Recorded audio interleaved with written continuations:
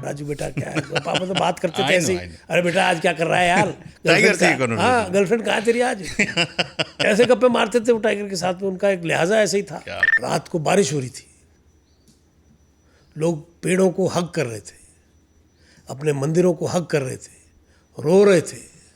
क्यों? तो वो ऐसा आदमी था कि वो टाइगर के बैठे हुए उसके मुंह में से उसको बाड़े को खोल के वापस ले आता था। बाप रे बाप, इतनी हिम्मत। Probably the first or second record in the world of a tiger on a kill with 9 tigers. बाप रे बाप। 9 टाइगर बैठे थे जीप के चारों तरफ। अगर आप खाना दे दोगे टाइगर को दिल्ली के अंदर, वो दिल्ली में सफदरजंग में है जो सर्वाइव करेगा, वो उसको कोई लेना देना नहीं है पब्लिक से, ये अपना सोच है। वहाँ संसार चंद की कहानी से ही उनको पता चला कि रणथंभौर से भी खाले आ रही है। वो तो ही स्टार्टेड कमिंग हियर, बादिया के थ्रू इन्फॉर्मेशन मिली। पापा जब गए लकड़दा के अंदर तो दीज पीपल हैड डिसाइडेड कि ये फतेह सिंह जब अगर मर जाएगा तो अपने चराई में कोई रोकने वाला नहीं है। यहाँ तक लोग सोचे। Because his life was all about the tiger. He said मैं जो हूँ टाइगर की वजह से हूँ, और टाइगर का कुछ बुरा होगा तो मैं चुप नहीं बैठ सकता। मतलब जो अब मेरे फादर की जिस दिन डेथ हुई थी, उनकी डेथ बॉडी जब पड़ी थी यहाँ पे शाम को सुबह टाइगर बोल रहा था। ये जंगल जो है ना, ये एक बीमारी है, बहुत बड़ी नशा है ये। जिसको इसका चस्का लग गया ना। नमस्कार, शेर खान सीज़न 2 में आपका स्वागत है और मैं बैठा हूँ रणथंभौर में। अगर आप पीछे देखें, अगर बारिश नहीं हो रही होती तो आपको इस समय झूमर बावड़ी बहुत ही खूबसूरत दिखता। और मैं आज जिस मेहमान से मिल रहा हूँ, जिनके साथ मैं बैठा हूँ, उनसे मिलने के लिए मैं खुद बहुत उत्साहित था कि आज उनसे मुलाकात होगी और फाइनली हो गई। आप साहब डॉक्टर से पेशे से डॉक्टर हैं और बहुत कम उम्र में आपने समझ लिया था कि अगर बाघों को बचाना है तो उनसे जो अगल बगल के लोग हैं, कम्युनिटीज़ हैं, उनके साथ चलने से ही ये संभव हो पाएगा। और इसी को अंजाम देने के लिए आपने एक प्राकृतिक सोसाइटी का गठन किया, जो कि एनजीओ है एक। आप साहब इनकी क्या बात करें, आपके पिताजी एक कमाल के मतलब इंसान, जिन्होंने रणथंभौर को बनाया, बसाया मैं कहूँगा। और एनवायरनमेंट और सोसाइटी के लिए आपने बहुत सारे काम किए हुए हैं सर। आप tiger man of India Fateh Singh Rathore साहब के साहबजादे हैं। आपका शेर खान के शो में बहुत बहुत स्वागत है सर। Thank you. एंड मैंने जो कुछ भी किया बेसिकली वो मेरे एक तरह से मेरे पिताजी की प्रेरणा से ही है जी। यहाँ जो कुछ भी है, जो हम जो कुछ भी कर रहे हैं वो उन्हीं की वजह से है। जहाँ हम बैठे हैं वो उन्हीं का घर है। क्या बात है सर, और मैं किस्मत वाला हूँ कि मैं यहाँ पर बैठा हुआ हूँ। सबसे पहले सर, ये जो प्राकृतिक सोसाइटी आपने शुरू की, इसके पीछे की मंशा क्या थी, इसका एक उद्देश्य क्या था? प्राकृतिक सोसाइटी का जो इस्टेब्लिशमेंट था, उसके पीछे जो कारण था उसको समझने के लिए थोड़ा पीछे जाना पड़ेगा। मैं यहाँ 1971 में मेरे फादर के साथ आया। मुझे याद है हम माउंट आबू से आए थे और वर्ल्ड वॉर पाकिस्तान वाला युद्ध चल रहा था 71 का। बिना लाइट के हम माउंट आबू से नीचे उतरे और यहाँ रणथंभौर पहुँचे। रणथंभौर में कुछ नहीं था, गाड़ी के 4 व्हीलर के नाम पे कुछ नहीं था। केवल कलेक्टर साहब के पास एक गाड़ी थी, एक थी आपके एसपी के पास एक गाड़ी, और एक थी सीमेंट फैक्ट्री के जो जीएम थे। उस वक्त Sawai Madhopur was known not for the forest but for the cement factory. Asia की 3rd लार्जेस्ट सीमेंट फैक्ट्री थी और पूरे सवाई माधोपुर टाउन को फ्री बिजली मिलती थी। और कौन सा सीमेंट था वो? ये त्रिशूल ब्रांड का सीमेंट था, जो कहते हैं कि बाकरा नंगल वेट प्रोसेस से था, तो बाकरा नंगल डैम यहाँ के सीमेंट से बना है। क्या बात है। तो वो सीमेंट फैक्ट्री की वजह से बहुत पॉपुलर था। लेकिन 1973 में प्रोजेक्ट टाइगर आने से पहले रणथंभौर में 16 गांव थे जी।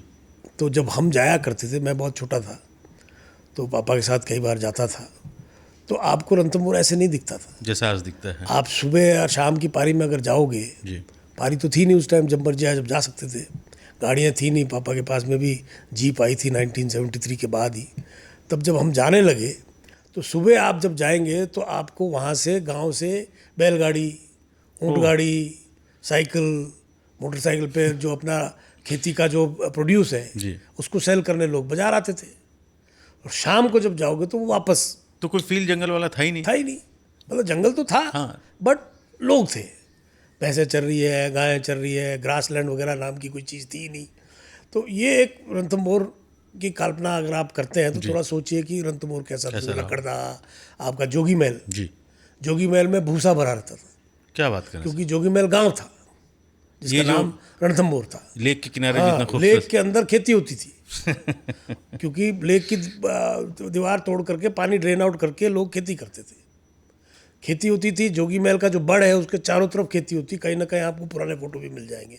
तो आई सॉ इट कि सरसों उग रही है, तालाब कहाँ थे, आपका राजबाग में खेती होती थी।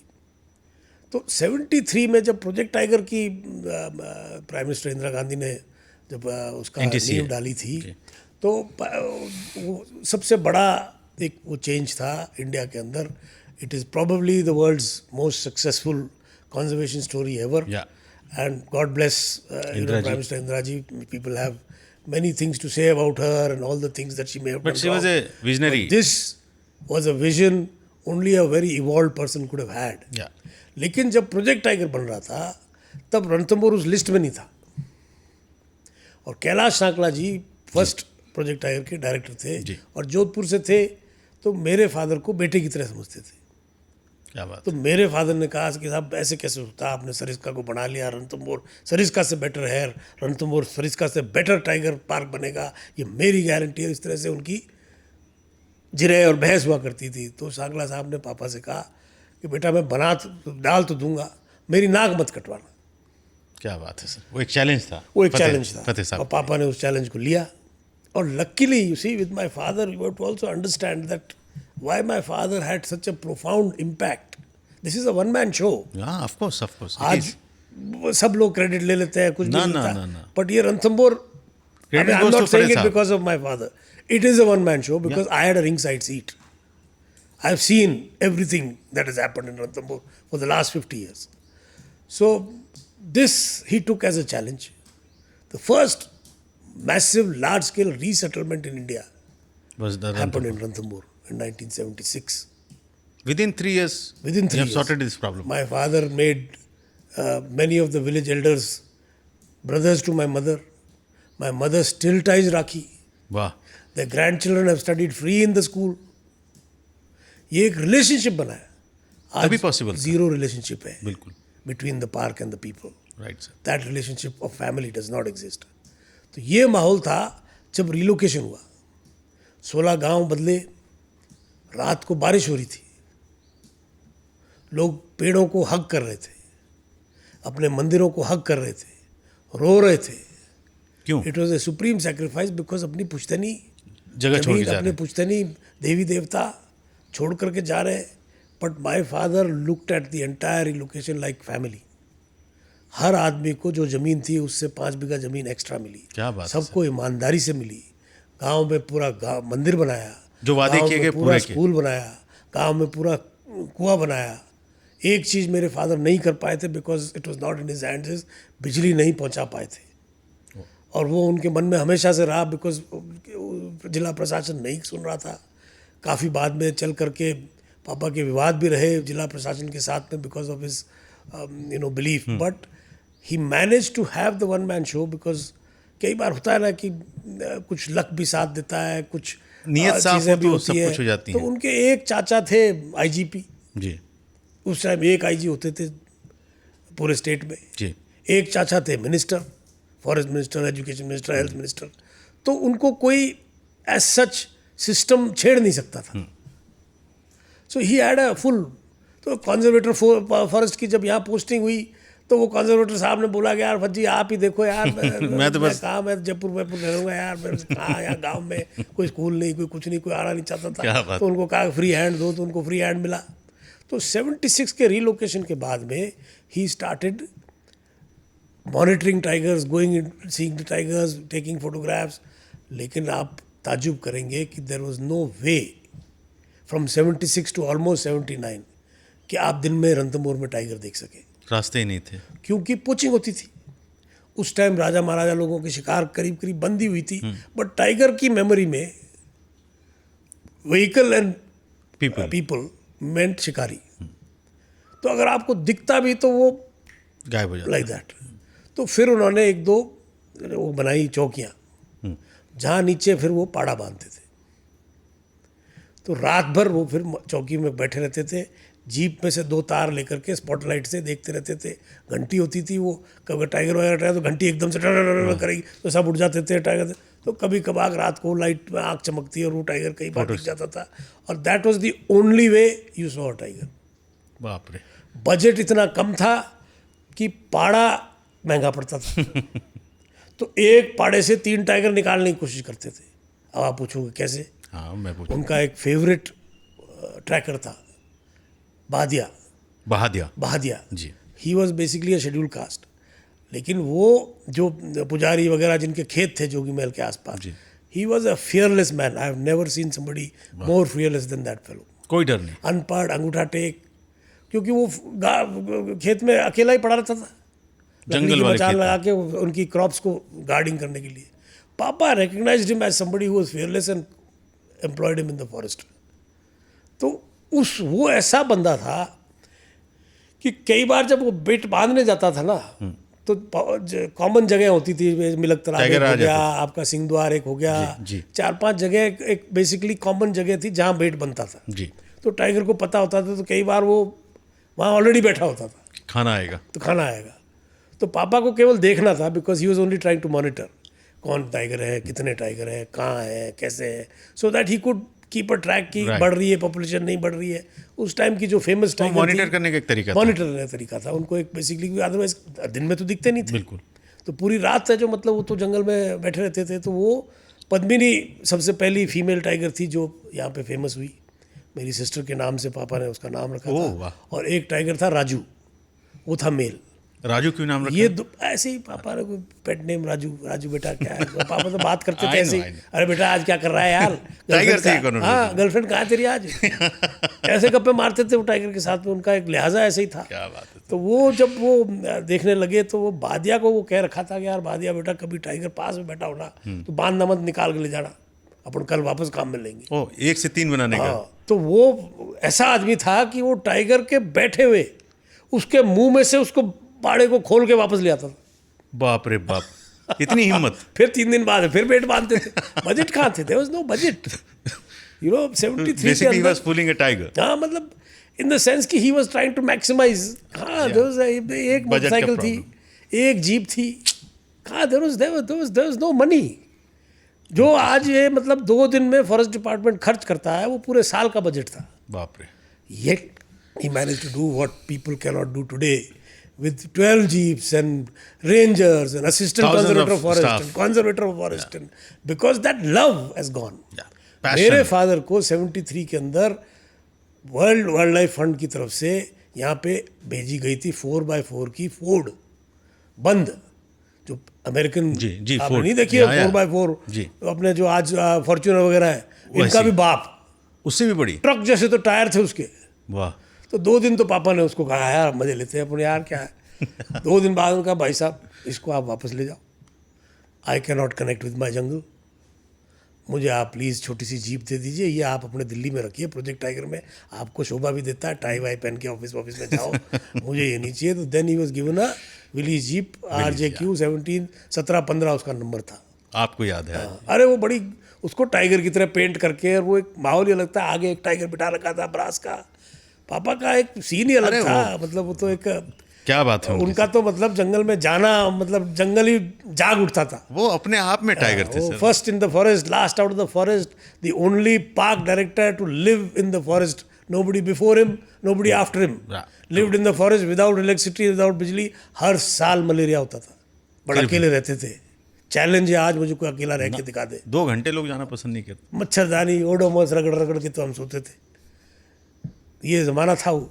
तो जब उन्होंने ये सब जब करना शुरू किया तो 70s के अंदर जब धीरे धीरे by 79-80 Padmini had given some cub. तो आज हम मछली की जो बात करते हैं, ब्लड लाइन वहीं से। हाँ, तो मछली से बेटर मैं पद्मिनी को मानता हूँ। अच्छा। बिकॉज कुनबा जो है ओरिजिनल, दैट वाज पद्मिनी। कितने लीटर दिए थे उन्होंने? I can't remember exactly, but 3-4 litre दिए थे। And I remember seeing Padmini with her grand children, probably the first or second record in the world of a tiger on a kill with 9 tigers. बाप रे बाप। She was controlling the grandchildren, the children. 3 नीलगाय के ऊपर 9 tiger बैठे थे jeep के चारों तरफ। तो वो भी मैंने देखा। I can imagine. तो पद्मिनी वॉज अमेजिंग टाइग्रेस। उसके वो सारे जंगीस और लक्ष्मी और नून और निकियर और बहुत सारे टाइगर फेमस हुए उसके। मे बी मछली शायद सेकंड जनरेशन होगी। जी। तो पद्मिनी वॉज वेरी फेमस। तो 79 के आसपास फिर टाइगर दिखना बढ़ना शुरू शुरू हुए, थोड़ा बहुत उस समय क्योंकि गांव हट गए जी और टाइगर दिखने लग गए। 1980 में फिर ये बन गया नेशनल पार्क। जी। लेकिन उस टाइम पे जब फतेह साहब थे तो क्या सेंसस किसी मेथड से वो करते थे? करते थे पगमार्क सेंसस। तो पापा का तो क्या है, you have to understand one thing, Ranthambore dry deciduous forest है। यहाँ अगर फील्ड डायरेक्टर रोज अगर जंगल में जा रहा है और अलग अलग जा रहा है, चौकियों पे जा करके एक रिपोर्टिंग ले रहा है, he doesn't need a census. हाँ, आपको पता टाइगर्स चलेगा। Are very visible. He can tell you on his fingers कि सेमली में वो टाइगर्स और 2 कब्ज हैं, लकड़दा में ये 4 टाइगर with 4 कब्ज हैं, अपने लेक के आसपास ये 4 टाइगर्स हैं, इनके 2 कब इसके हैं, 4 कब उसके हैं, वो उसके। It's very simple.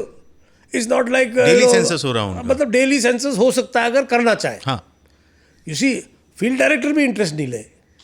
मैं तो कह रहा हूँ मत लो आप interest. You will be surprise, we have some amazing guides, amazing drivers, या आई एग्री। सो पैशनेट, पूरी जिंदगी दे दी सो उन्होंने। Well informed about the tiger कि वो आपको गिन के उंगली पे बता सकते हैं उनके फ़ोन के अंदर एक एक टाइगर की स्ट्राइप। और वो मतलब आपको, आपने अगर कोई फोटो खींचा और कहा ये कौन सा टाइगर है, वो खट से अपने फ़ोन में निकाल कर कहेगा ये लक्ष्मी है क्योंकि इसके देखो आँख पे ये है वो है, यही बता देंगे। लेकिन आपने 80% पाक इनके लिए बंद कर दिया। खैर क्यों कर दिया? उस पे हम आएंगे। तो जब आप ये सोचोगे तो मेरे फादर का उल्टा था। 1980 में जब इन्होंने नेशनल पार्क बना तो एक बड़ा एक चेंज आया यहाँ पे। जी। जो आम जनता 96 गाँव के अंदर एक सवामतपुर शहर और सिटी में जब रहते थे, वो सब अपनी गाय भैंस चराते। जंगल में चराते थे। तो जब वो जंगल में चराते थे तो मौज थी। सो एवरीथिंग वाज फ्री, लकड़ी फ्री, चराई फ्री, सब कुछ फ्री। सडनली नेशनल पार्क बन गया, अब रुक गया वो। फेंस बन गई। और मेरे फादर कड़क थे, he was like a military हाँ, जनरल। बिल्कुल बिल्कुल। तो बंद मीन्स बंद। कॉन्फ्लिक्ट शुरू इसलिए हो गया कि पहले जब जो गांव अंदर थे वो थे ज़्यादातर प्रिडोमिनेंटली गुजर विलेजेस, जी। जो कि भैंस और गाय पाल के और अपना जीवन यापन करते थे bye selling milk. Yeah so for them the grazing land was very important. तो आपको अंदर ग्रास लैंड नहीं मिलते थे क्योंकि ओवरग्रेज था। ग्रेस कर रहा था, वन गुज्जर्स होते हाँ, थे। उनके बाहर जाते ही ग्रास लैंड वापस एकदम आ से गए। उभर के आ गया। तो बाहर जो है मीना विलेजेस थे विच आर एग्रेरियन, वो खेती पर गाय वो भी रखते थे। तो पहले गुजरों के साथ कॉन्फ्लिक्ट चलता था, गुजर अपने ग्रेजिंग लैंड पे इनको आने नहीं देते थे। अब वो खाली हो गए। ये थोड़ा सा मार्शल और स्ट्रॉन्ग कम्युनिटी थी।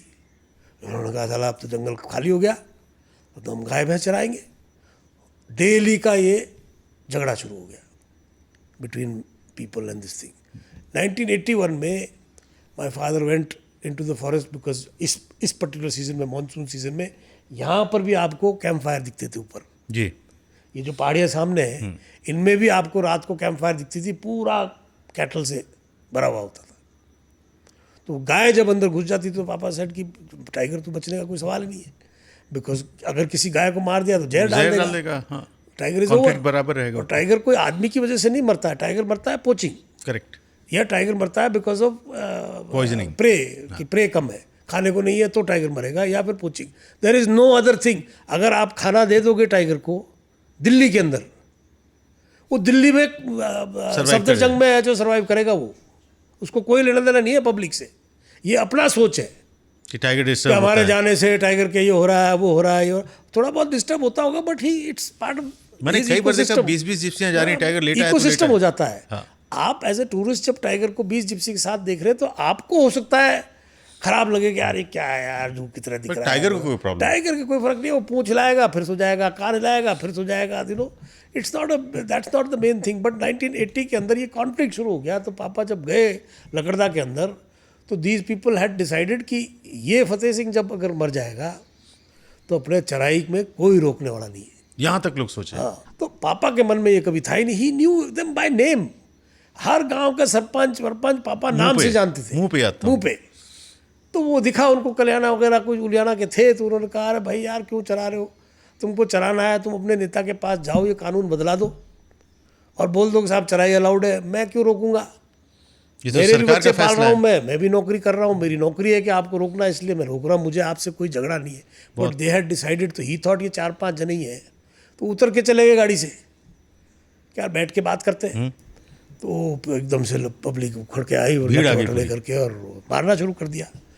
सईद भाई थे उनके ड्राइवर, वेरी टफ, अपना वो कुश्ती वुश्ती करते थे, तो वो जाके पापा के ऊपर पड़ गए। तो इस तरह से कैसे न कैसे बात बचा यहाँ लिया। तक बढ़ गई थी? हाँ हाँ, यहाँ तक बढ़ गई थी। और फिर कैसे तैसे वो हाथ टूट गया, सब कुछ टूट गया। He got into the car, started the car with broken leg, broken hand, बाप ही रे। Drove to Jogiman and collapsed.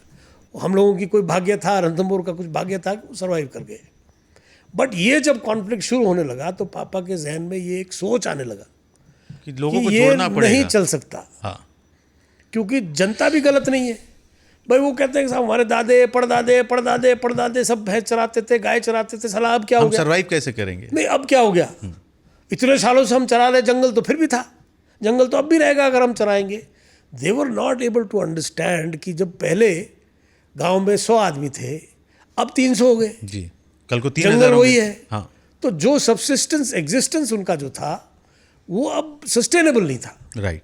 तो ये कैसे समझाएं? अब एकदम से तो नहीं समझेंगे। जी। आप जो किसी गांव के आदमी को कहोगे भैया देखो पेड़ कट जाएंगे, ऑक्सीजन खत्म हो जाएगी, ओजोन खत्म हो जाएगा, ओजोन से आएगा कि आपको सनलाइट लगी है, कैंसर हो जाएगा, भाई साहब चलो चलो अपना रास्ता नाप।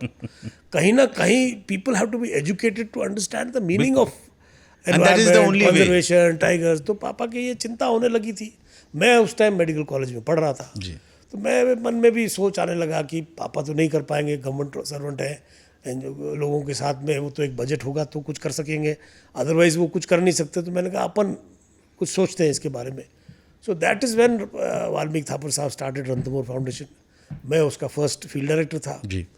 तो मैंने, क्योंकि मैं एक क्वालिफाइड डॉक्टर था और मैं ओरिजिनली मिशनरी स्कूल में माउंट आबू में पढ़ा था, तो हम ये मिशनरीज़ की कहानियाँ सुनते थे कि कैसे कन्वर्ट करते थे, कैसे लोगों को वो समझाते थे। मैंने कहा यार ये तो बड़ी इनके पास कुछ तो मंत्र होगा हाँ, कि आदमी लोगों अपना को धर्म चेंज करके कर हो देता जाता है। ऐसा क्या करते थे? तो कभी कभी मेरी वहाँ पादरियों के साथ में बात हो जाती थी, तो वो मजाक करते थे, अरे we used to you know the witch doctor used to dance, क्योंकि वो विलेज लीडर का बच्चा बीमार है, वो नाचते थे और वो सही हो जाता घी था। डाल रहे हैं, वो कर रहे हैं, बच्चा ठीक नहीं होता था। फिर हम जाते थे, जेब में हाथ डालते, एस्पिरिन निकालते, खिला दे। एस्पिरिन देते, वो ठीक हो जाता। मतलब हमारा भगवान तुम्हारे से बेटर है। क्या फिर बात हम उनको थोड़ा पढ़ाने लगे, जो कोई नहीं कर रहा था। तो ऐसे जब हमने उनके लिए अच्छा करने लगे तो वो हमसे जुड़ने लगे। तो जब जुड़ने लगे तो हमने कहा भाई तुम जब इतना जुड़ रहे हो, इतना फ़ायदा हो रहा है, तो ये भी तो ये हम तुमको हमारे ईश्वर की तरफ से दे रहे हैं, तो हमारे ईश्वर को मानो। तो मैंने कहा यार ये तो साला मेरे पास में भी ये टॉनिक तो है, मैं भी डॉक्टर हूँ। तो ये टेक्निक आपने वहाँ से सीखी? वहाँ से सीखी, मतलब हाँ, सही है। तो आई सेड कि भाई सबसे पहले तो समझना तो पड़ेगा ना कि गांव वाले इस पार्क के एंटी, इतना एंटी क्यों है, और उसको सही कैसे और करें? वो मेरी क्यों सुनेंगे? जब मैं तक ऐसा आप क्या दे रहा हूँ उनको? उनकी जब तक फायदे की बात मैं नहीं करें। कहूँगा यार बच्चे का पैदा कम करो, ज़मीन कट रही है, गाय भैंस अच्छी रखो, जंगल में क्यों चरा रहे हो, लकड़ी मत काटो, पक्के घर बनाओ, या खुद अपने पेड़ लगाओ, वो काम नहीं या करेगा। बायोगैस लगाओ। गया भाई साहब अपना रास्ता नापो ना यार, क्यों मेरी ऐसी तैसी कर रहे हो यार, हम तो ईसाई काट रहे हैं, इतने साल से काट रहे हैं, हम तो मौज करेंगे। बिल्कुल। तो मैंने कहा यार ऐसा क्या फार्मूला लगाऊं कि यार मैं मिशनरी बन के गाँव में जाऊँ, सरपंच का छोरा बीमार है और उसको 4 गोली दूँ, और वो परसों जब वापस जाऊँ तो ठीक, तो वो मुझे चाय भी पिलाएगा, छाछ भी पिलाएगा, बात भी करेगा। फिर वो मेडिकल वैन मैंने शुरू की, एक मेडिकल हॉस्पिटल था मेरा, मैं मोबाइल वैन था वो। हाँ 33 गांव में जाता था मैं, vaccination, family planning. Late 80s में। हाँ मतलब from 1989 to 97 okay. I ran a medical van, it was a mobile hospital. Female doctor भी थी, पट्टी करना, ये करना, 1-1 किलो 1.5 किलो पस निकाल देते थे हम पेड़ के नीचे बैठे बैठे, हम थोड़ी छोटी सर्जरी करके, और वो सब। तो एक तरह से चमत्कारी डॉक्टर तो हो ही गया था। हाँ, बिल्कुल। तो फिर वो जब 2 बजे 1:30 बजे जब प्रैक्टिस खत्म होती थी तो 4 पाई निकल आती थी। बातें शुरू अब होती मुझे बातें करने का बड़ा शौक था, मेरा गांव वालों के साथ में, फिर वो कभी पापा की बातें करने लग जाते, कभी किसी की बातें कर, तो मैं उनसे पूछता, तो वो लोग अपनी बेचारे प्रॉब्लम बताते थे, तो मुझे वो प्रॉब्लम जेन्युइन लगती थी। अब मान लीजिए आपने कह दिया पेड़ लगाओ, तो आदमी ने मान भी लिया कि पेड़ लगाएं, फायदा क्या है? तो नहीं, फ़ायदा भी समझ गया, तो वो पेड़ कहाँ मिलेगा? तो हमने फिर नर्सरी शुरू की। फिर हमने समझाया कि आप अपने खेत में जब गेहूँ लगाते हो और गेहूँ जब पकने लगता है आप पूरे दिन चिड़िया उड़ाते हो। पहले कभी आपने नोटिस किया है कि कभी चील, जी, अगर पेड़ होगा तो चील आएगी, चिड़िया भाग जाएगी। वो चिड़िया को उड़ाएगी। तो 2-5 पेड़ तो बाउंड्री पे क्या लगाओ। बात है सर। तो ऐसे करके हमने समझाने लगा तो फिर हम सागवान लगाने लगे, फिर हम जो शीशम लगाने लगे। मैंने कहा तुम्हारा जो ये लकड़ी तुम काम में लेते हो घर बनाने के लिए, उसके ये लिए काम आ जाएगा। ये काम में लो, अपनी लकड़ी काट के लगाओ। इस तरह से मतलब तो हमने लाखों पेड़ उस टाइम डिस्ट्रीब्यूट किए, बड़े बड़े हो भी गए थे, अब काफ़ी लोगों ने काट भी दिए, उससे इनकम भी कर ली। आज भी हमारी नर्सरी चालू है, आज भी लोग पौधे लेके जाते हैं, फ्री में होता है वो। लेकिन हमने उस टाइम एक स्कीम चलाई जी, कि आप पेड़ लो, हम आपको 10 रुपये प्रति जीवित पेड़ देंगे। और हमने एक असेसमेंट किया था कि 3 साल अगर पेड़ जिंदा रह गया तो वो पेड़ फिर काटेगा नहीं, काटेगा नहीं। और वो हाइट हो जाएगी कि जानवर भी उसको खा नहीं सकेगा।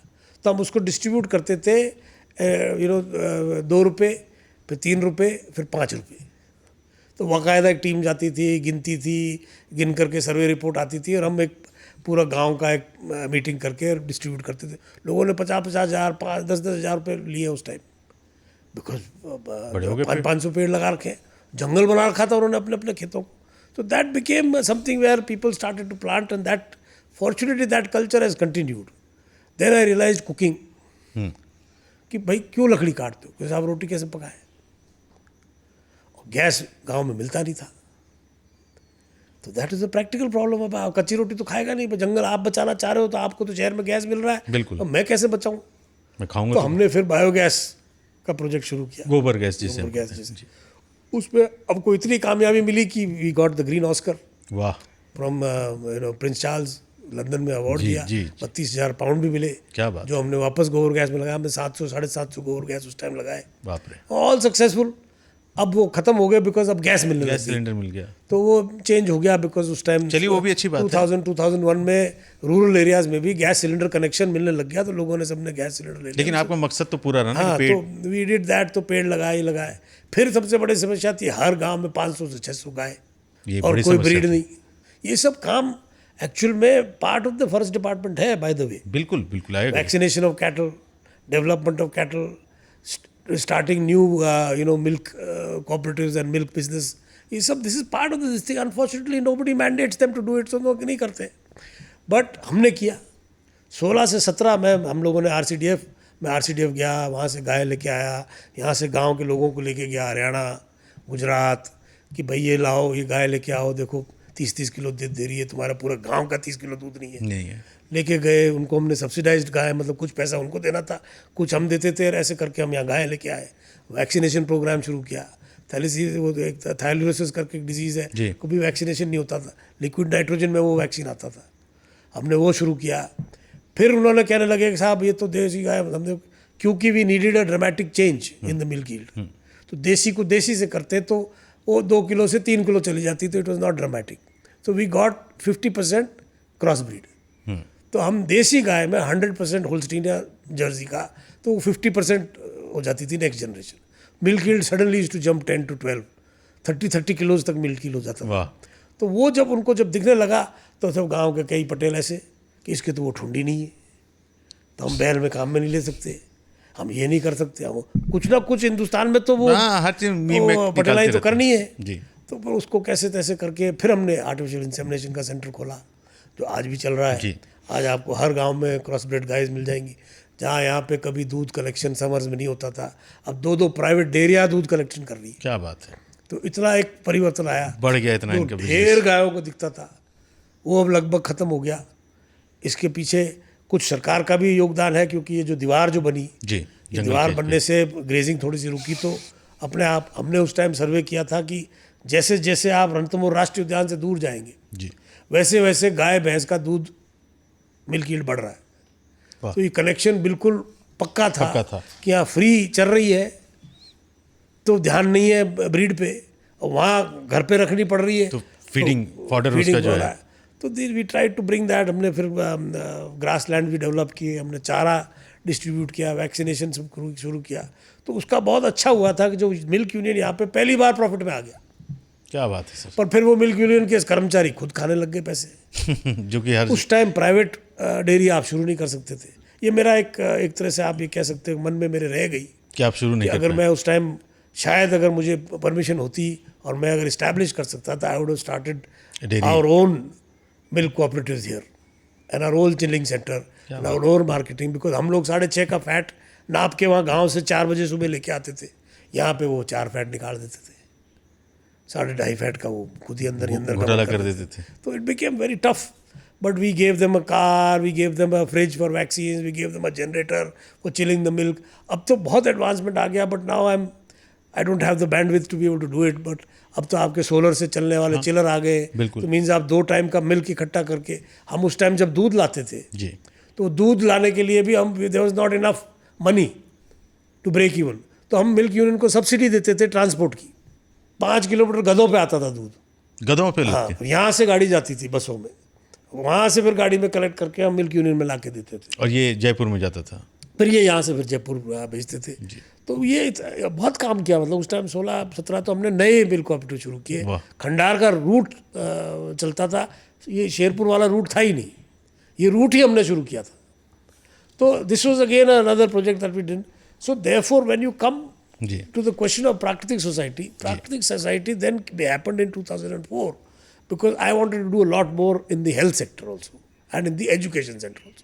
रणथंभौर फाउंडेशन जो थापर साहब ने स्टार्ट किया था, वो एक सरकार के साथ में एक वो क्या कहते हैं कोलैबोरेशन करना चाहते थे, मतलब इन द सेंस की एडवाइजरी और उस कैपेसिटी में यार वो रहना चाहते थे। उनका यार आप, उन्होंने एनकरेज किया मुझे, तो मैंने प्राकृतिक सोसाइटी शुरू किया। तो फिर आपने अपना एक सोसाइटी किया, बिकॉज मैं हॉस्पिटल बनाना चाहता था। जी। क्योंकि जब मैं गांव में जाता था तो मुझे दिखते थे सिंपल कैटरैक्ट, 5 मिनट की सर्जरी, उसको कराने के लिए आदमी को नवलगढ़ जाना पड़ता था 200 किलोमीटर्स। मैंने आपके बारे में पढ़ा, आपने करीब 25,000 से ज़्यादा काफ़ी सर्जरीज किया, और आज भी हम फ्री कर रहे हैं। आज भी फ्री है वो। And we were not doing any surgery, state of the art. उस time we had eye surgery equipment that was better than what All India Institute of Medical Sciences Delhi had. तो आपने इंपोर्ट की है मशीनें? मतलब we bought, because donors थे, donors के साथ हमने खरीदा। तो उस टाइम का 160 FR का जाइस का माइक्रोस्कोप, जाइस का जो यहाँ का साउथ ईस्ट एशिया का हेड था, वो पापा के दोस्त बन गए। अरे वाह। उन्होंने टाइगर दिखाया, तो उन्होंने काफ़ी इक्विपमेंट हमको फ्री दिया। तो it was so advance the eye care surgery that it was unbelievable. We started IOL, हमने लाइफ लाइन एक्सप्रेस कैंप लेके आए यहाँ पे, जो राजीव गांधी फाउंडेशन की चलती थी। 303 सर्जरी की हमने 2 दिन में। 2 दिन में 303 first IOL implant of this district. फिर हमने देखा कि जो महिलाएं हैं यहाँ पे, आपको पता है कि चाइल्ड मैरिज बहुत हो जाती है। बहुत जी। 14 साल 16 साल की लड़कियाँ शादी हो गई, 16 साल में प्रेग्नेंट हो गई। अब वो प्रेगनेंसी हाई रिस्क प्रेगनेंसी होती है। बिल्कुल। 11 बजे 12 बजे ब्लीडिंग डिलीवरी कहाँ कराएंगे? कहाँ लेके जाओगे?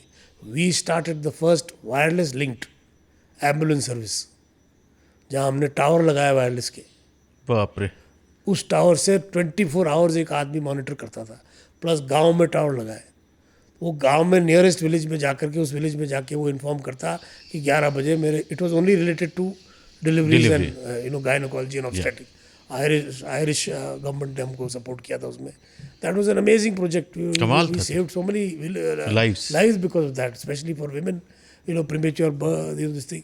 And then in the health care sector we have crossed every landmark. We are now doing, we are even putting, stents. We are doing brain surgeries. We are doing, hip In replacement. Ranthambore? In Ranthambore. वाह sir. जब हमने laparoscopic surgery शुरू की थी तो जयपुर में SMS medical college में और ये बहुत कम पैसों में? कम पैसों में। अब क्या मतलब, हम लोग जब कर रहे थे तो 7,000-8,000 रुपये में लैप्रोस्कोपिक सर्जरी हो रही थी, जो कि 25,000 से नीचे कहीं होती नहीं थी। बिल्कुल। तो and it was also free if you couldn't afford. अगर आप दे सकते हैं दे दीजिए, नहीं है तो। प्रोस्टेट के मैं ओल्ड पीपल को सफ़र करते हुए देखता था, प्रोस्टेट लेकर के बैठे, हिप की फ्रैक्चर हो जाती थी, कोई ले जाने वाला नहीं हॉस्पिटल, तो सूसू नहीं कर सकते, बाथरूम नहीं कर सकते, पड़े हैं खाट में पड़े पड़े मर रहे हैं। और सिंपल नेल लगाना एक, लेकिन सुविधा नहीं थी। सुविधा नहीं थी। तो वी स्टार्टेड ऑल दो सर्जरीज। कमाल sir. Hospital is now one of the most advance. तो रणथंभौर, ये मान सकते हो कि शायद ऐसा कोई और एग्जाम्पल नहीं होगा। I think maybe Jim Corbett is probably somebody who's had a more wide impact on conservation, and after that I think is probably my father. Yes, of course. In terms of creating the conscience of tigers, creating the conscience of conservation, and creating a social project around a national park of this scale. Then I came to him once and I said, Papa, school I think होना चाहिए, यहाँ के बच्चे जो हैं पढ़ेंगे नहीं, तो खेत छोटे होते जा रहे हैं, उनकी dependence on agriculture is increasing, but their productivity is decreasing because farms are getting fragmented, और पॉपुलेशन बढ़ रहा है, टाइगर ही मारेंगे जी, फिर ये जंगल ही काटेंगे, कहाँ जाएंगे? बिल्कुल। तो तो ही सर तो क्या करना है बेटा? तो आई सेड, पापा ज़मीन चाहिए मुझे, मेरे पास इतना फंड नहीं है कि ज़मीन खरीद के स्कूल में। क्या मेरे इतनी ज़मीन पड़ी है, तेरी है तो चाहे तो मैं दे देता हूँ, लेकिन फिर तेरे हाथ से भी गई, मुझे दोष मत देना। मैंने कहा आप ज़मीन दे दो, चैरिटी में जाएगा, चैरिटी में जाएगा। तो मैंने उन्होंने पापा ने जमीन एक सेंट भी नहीं सोचा, this is worth crores, this land, prime, he could have built a hotel, yes of course, but we decided to build a school for the local people. I mean, आज तो डिस्ट्रिक्ट एडमिनिस्ट्रेशन के बच्चे भी पढ़ रहे हैं, it is a fantastic school. I mean, I really feel proud because I can see kids that are now all over the world. But there are pilots, there are lawyers, there are doctors. So many village kids. But इस school पे एक सवाल हमेशा उठता है जिसको मैं आपसे जानना चाहूँगा, आप इस पे बोल सकते हैं कि बहुत सारे लोगों ने कहा कि ये एलिट क्लास के लिए स्कूल खोला गया था, जबकि होना ये गांव के बच्चों के लिए चाहिए. तो इसके पीछे की सोच क्या थी? देखिए, बहुत पहले जब मैंने फ्री हेल्थ केयर का प्रोजेक्ट शुरू किया था, जी, वेरी सून आई रियलाइज्ड कि कोई भी चीज़ फ्री सस्टेनेबल नहीं है. Of course. सेकंड, ये अब आप एक बीमारी कह लो या कुछ भी कह लो, जो मेरे फादर से मुझे मिली, कुछ भी करना तो बेस्ट करना. ये उन्होंने कभी कुछ भी काम, हाँ, ऑफ कोर्स, उन्होंने कभी सेकंड हैंड नहीं आया, खुद भी टिप टॉप रहना. उनकी जो जीप थी जंगल में 12-22 करके, वो जब फॉरेस्ट ऑफिसर निकलती थी, वो हैट लगा करके जब निकलते थे, डंडा होता पूरे मतलब शहर में जो भी देखता था कहता, अरे साहब फतेह सिंह जी जा रहे हैं, मतलब सलूट मारते हुए लोग. और मतलब उनकी एक वो पर्सनैलिटी थी. He did everything best, the best that he possibly could. I got that, inherited that from him. And I said, if I'm going to build a school, it has to be good enough for my kids. If I'm going to build a hospital, it has to be good enough for my family. So his eyes were done in my hospital. My mother's eyes were done in my hospital. My family from Jodhpur comes and gets their eyes done here. Wow. Balantu Pana's mother's eyes were done here. I can give you endless examples. My mother-in-law's gallbladder was done here. So the hospital is good enough for me, it is good enough for the village people. To run a hospital like that and make it free was not, I am not a billionaire. And एक limit होता है कि जो NGO भी fund raising कर सकता है. शायद मुझे कोई 40 करोड़ रुपए साल के दे दे तो मैं पूरा हॉस्पिटल फ्री कर सकता हूँ, बट नहीं हो सकता. तो आपको क्वालिटी मेंटेन करें, तो हमने कहीं ना कहीं वो फ्री में बिल्कुल नहीं हो सकता. तो हमने कहीं ना कहीं बैलेंस बनाने की कोशिश की कि हमारा जो एक मकसद था वो भी पूरा हो और सस्टेनेबल भी हो. तो फॉर्मूला हमने ये निकाला कि हॉस्पिटल में उस वक्त कोई भी आदमी आएगा, वो उसको हम ट्रीटमेंट रिफ्यूज नहीं करेंगे. है पैसे तो he has to somehow be able to convince us कि भाई मैं एक किसान हूँ, मेरे पास में कोई इनकम सोर्स नहीं है, मेरे पास में खेती के अलावा कुछ और नहीं है. तो वो अगर हमको जस्टिफाई कर लेता है कि he is below the poverty sort of thing, it's free. Okay, no questions asked. और दे सकता था, हम कहते यार भाई साहब हॉस्पिटल चला रहे हैं, मतलब एक काउंसलिंग होती थी प्यार से. भाई देखो सबका फ्री करेंगे तो अस्पताल कैसे चलेगा? आप कितना दे सकते हो? 10,000 का कॉस्ट है, आप कितना दे दूंगा? साहब मैं 5,000 दे दूंगा. चलो 5 साहब अभी आप कर दो, मैं 2 महीने बाद दे दूंगा. आज तक मेरे लाइफ में ऐसा नहीं हुआ है कि उसने आके नहीं दिए. अच्छा, ये भी मतलब अगर हमने क्रेडिट भी छोड़ दिया, आके दिया. So we gave the service that is the best and both my children went to my school. क्या बात है. Then went on to do university abroad. Then how about the local communities? Local communities के लिए we have a scholarship program, which is limited, free for girls. क्योंकि लड़कियों को कोई नहीं पढ़ाना चाहता. ये अच्छी चीज़ तो है. हमने एक कंडीशन डाली कि प्रायोरिटी हम लड़की को देंगे. And it would be उसमें भी प्रायोरिटी देंगे अगर उसके फादर नहीं है. Good. अच्छी. और प्रायोरिटी देंगे कि उसके भाई नहीं है. So there's always some kind of social engineering that we are always trying to do. कि the most needy should get this thing. अब हमारी स्कॉलरशिप थोड़ी सी जिस मात्रा में हम दे पाते थे अब नहीं दे पाते, बिकॉज अब 25% का एक एडिशनल लोड हमारे ऊपर गवर्नमेंट ने डाल दिया through the RTE. But it's charity thing. नहीं उसमें चैरिटी फैरिटी कुछ नहीं है. If I would have been इसको मैं सेंट फतेह कर दूं स्कूल को तो फ्री हो सकती है, बिकॉज वो माइनॉरिटी इंस्टीट्यूट हो जाएगा, फ्री हो जाएगा. अब इस पे एक अलग चर्चा Debate हो बहस हो सकती है। सकती है। अब ठीक है, सरकार का कोई सोच होगा, अब ये क्यों किया क्यों नहीं किया ये तो सरकार ही बता सकती है, बट अब रूल है तो Follow आई एम करना not going to break the rule. Correct. अब अनफॉर्चुनेट सिचुएशन क्या हो गई है कि 25% हम पहले ऑलरेडी फ्री दे रहे थे, जी लेकिन हम अलग अलग गांव से लाने की कोशिश कर रहे थे ताकि जो एजुकेशन का एक प्रभाव है वो लोग समझ सकें थ्रू अ वाइडर स्कोप, कि इस गांव से भी एक पढ़ के डॉक्टर बन गया, उस गांव से भी एक पढ़ के डॉक्टर बन गया, उस गांव की बेटी डॉक्टर बन गई, उसका तो लोगों में एक मैसेज जाए कि पढ़ाई चेंज ऐसे ही होगा। एकमात्र साधन है। रास्ता है हाँ। पॉवर्टी से बाहर निकलने। बिल्कुल। So we used to spread the scholarship. We have still बहुत रन अ खूबसूरत। 22 किलोमीटर बस जाती है हमारी, जो कि फर्स्ट गांव की बस शुरू की थी गांव से बच्चों को लाने के लिए, because we did not want to displace them from the village also. हम क्या चाहते बात थे वो है। गांव में ही रहे लेकिन पढ़े यहाँ। आज भी चला रहे हैं हम बस, वो आज भी चलती है। आज भी चलती है। तो वो हमने इस तरह से मतलब वो करने की कोशिश की कि कैसे हम एजुकेशन को भी बताएं, लेकिन वो अब I feel very disappointed and sad. मैंने एक बार किसी ऑफिसर से डिस्कशन भी किया था कि आप लोगों ने ये क्यों डाला है, आप 25% आपको बच्चे फ्री पढ़ाने हैं। मैं समझ रहा हूँ गरीब बच्चों को भी अच्छी एजुकेशन मिलनी चाहिए और एनजीओज़ का उसमें योगदान होना चाहिए। हम ऑलरेडी 25% फ्री पढ़ा रहे थे, आपने ये राइट हमारे से छीन लिया क्यों? आप कहते हैं कि साहब यदि आप 25% पढ़ा रहे हैं तो आप पढ़ाते रहिए, ये जो 1000-1200 रुपये गवर्नमेंट दे रही है वो आपको नहीं देंगे, लेकिन हम कभी भी आके चेक कर सकते हैं कि बच्चा फ्री पढ़ रहा है कि नहीं।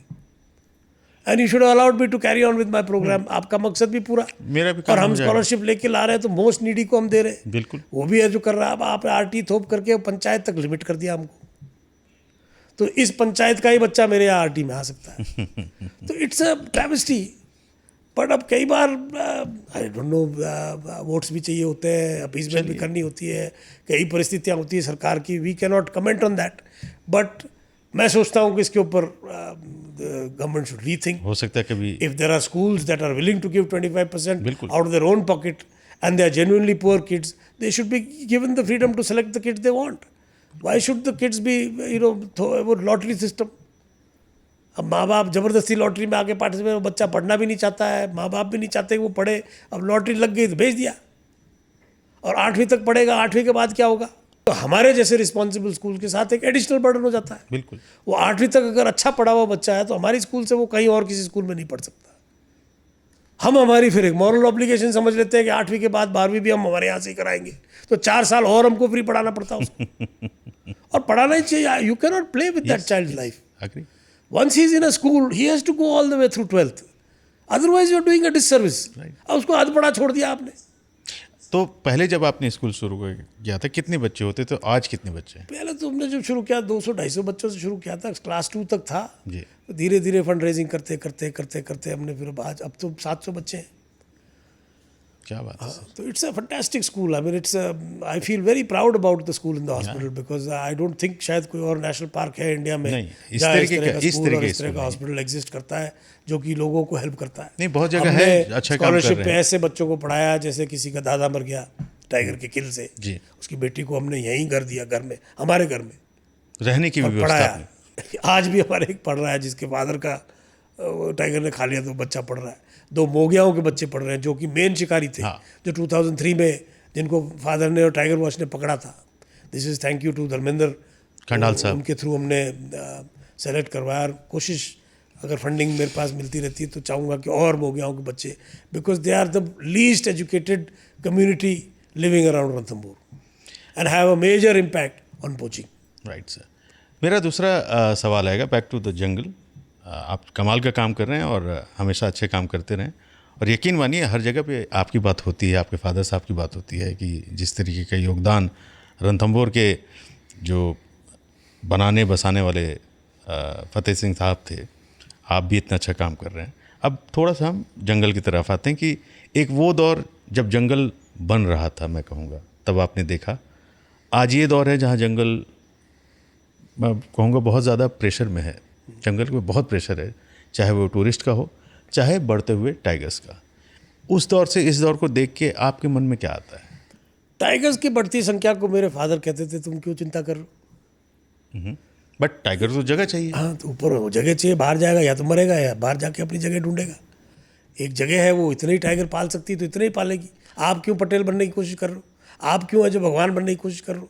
या तो आप गांव रिलोकेट करके नया जगह दो उनको, और नहीं दे सकते हो तो ये तो रीत है जो सर्वाइवल ऑफ द फिटेस्ट। जो फिट नहीं है वो बाहर जाएगा, ट्रेन पे कटेगा, कहीं और कटेगा, कोई पोचर मारेगा। That is the way the world works. Clear थे इस चीज को, वेरी क्लियर यार। आप उसको ह्यूमनाइज कर रहे हो, बेचारे को फीड कर रहे हो, मरने वाली कंडीशन में है उसको फिर भी फीड कर रहे हो, वो जिंदा रख रहे हो आप। मतलब हर चीज़ में मतलब वो वही वाली बात भगवान बनना है आपको। हाँ, मतलब हर जगह आप नहीं, भगवान नहीं, सोशल मीडिया पे छाना है। उस टाइम सोशल मीडिया था नहीं। अब सोशल मीडिया पे आपको हीरो बनना, अब आप ढंग का काम करके हीरो बन नहीं सकते, क्योंकि ढंग का काम दिखेगा नहीं। ये काम दिख जाता है, बेचारी एरो हेड, बेचारा वो गाइड भी डाल रहा है, ड्राइवर भी डाल रहा है, सब डाल रहे हैं।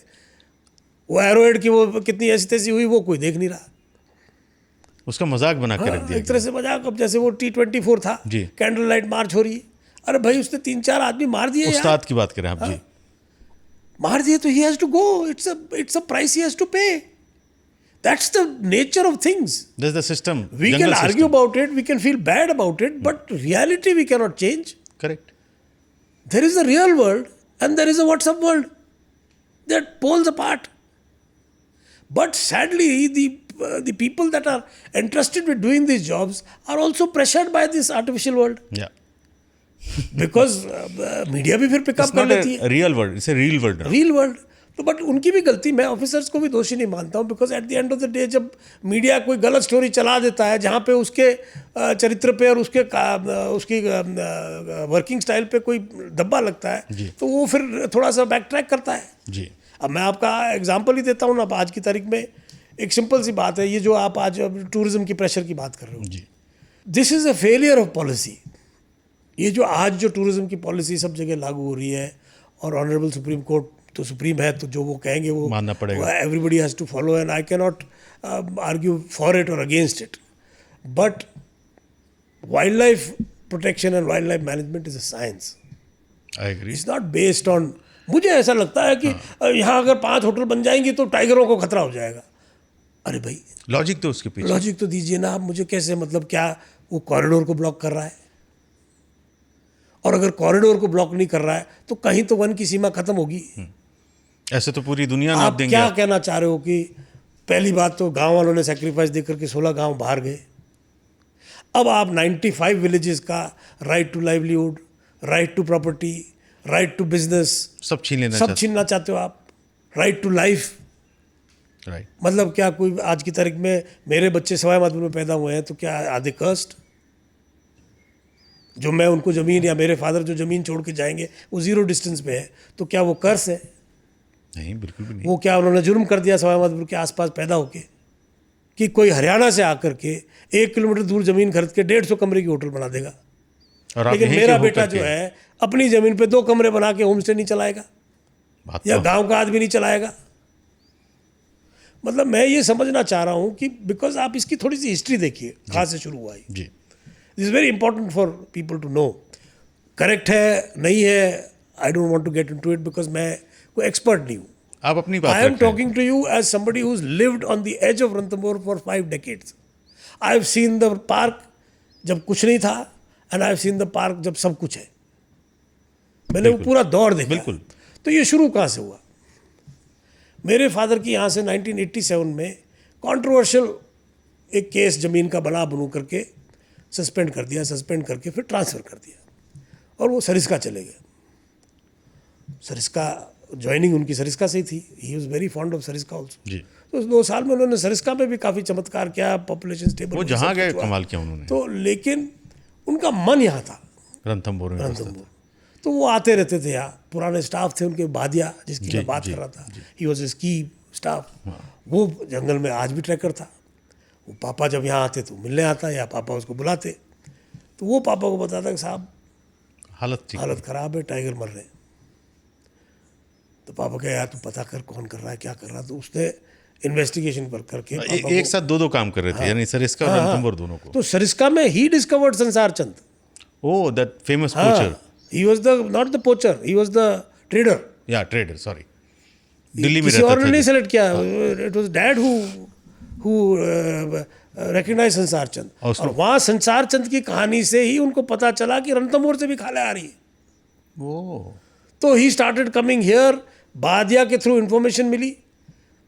पापा ने फिर है जो मतलब फॉरेस्ट डिपार्टमेंट को बताना उचित नहीं समझा, बिकॉज ही वॉज एट लॉगरेड्स उस टाइम उनका, क्योंकि वो क्रिटिसाइज करते थे जी, जब उनको गलत काम करते हुए देखते थे तो बोलते थे, स्वाभाविक है, because his life was all about the tiger. He sir मैं जो हूँ टाइगर की वजह से हूँ, और टाइगर का कुछ बुरा होगा तो मैं चुप नहीं बैठ सकता।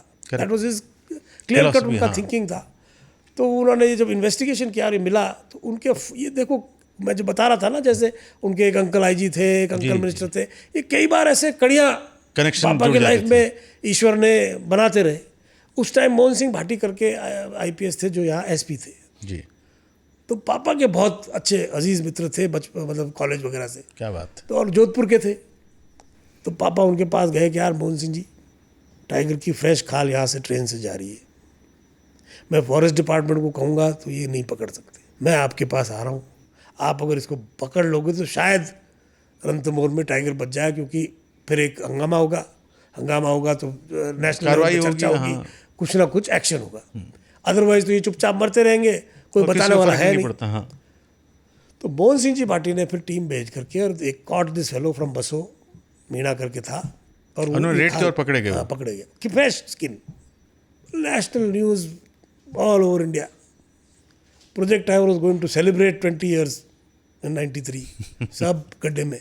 अब आप बताइए, दिस अगर वाज 1998 91, 90 सॉरी अब अगर आज की तारीख में मैं पाक का डायरेक्टर हूँ जी, और मेरे कार्यकाल में इस तरह से स्किन पकड़ी गई, तो क्या रिएक्शन होना चाहिए? सर यही कि आप इन्वेस्टिगेशन होना चाहिए, बिल्कुल पूरी जो पेट्रोलिंग की जो डायरीज हैं वो निकालो। उनकी एंट्रीज होनी चाहिए, देखना चाहिए कितनी पेट्रोलिंग हुई, कितने किलोमीटर चली, कौन इंचार्ज था, कौन क्या था, ये क्यों पोचिंग हुआ, कहाँ से ये टाइगर हुआ, पूरी क्या ऐसा इंक्वायरी हुआ? बैठनी चाहिए इसमें। क्या ऐसा हुआ?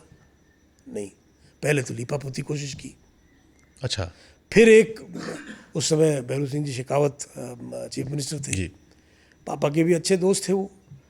अब टिपिकल गवर्नमेंट फैशन, कोई रियलिटी को कौन सामने लाना चाहता है, तो उन्होंने जो मतलब सोचा कि यार अब मर गया टाइगर तो वापस बहाने से रहा, लीपापोती कर अब रहे अपनी थे। है जो मतलब खिल्ली उड़ रही है पूरे दुनिया में, रणथंभौर जा रहा है, रणथंभौर में पोचिंग हो रही है, क्या करें?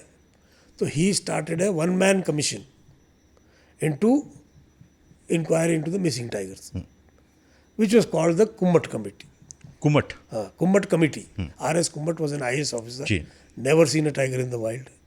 Never held a portfolio of Wildlife. forest. He came here. The report starts by saying कि because of bad weather, I could not do any field visit.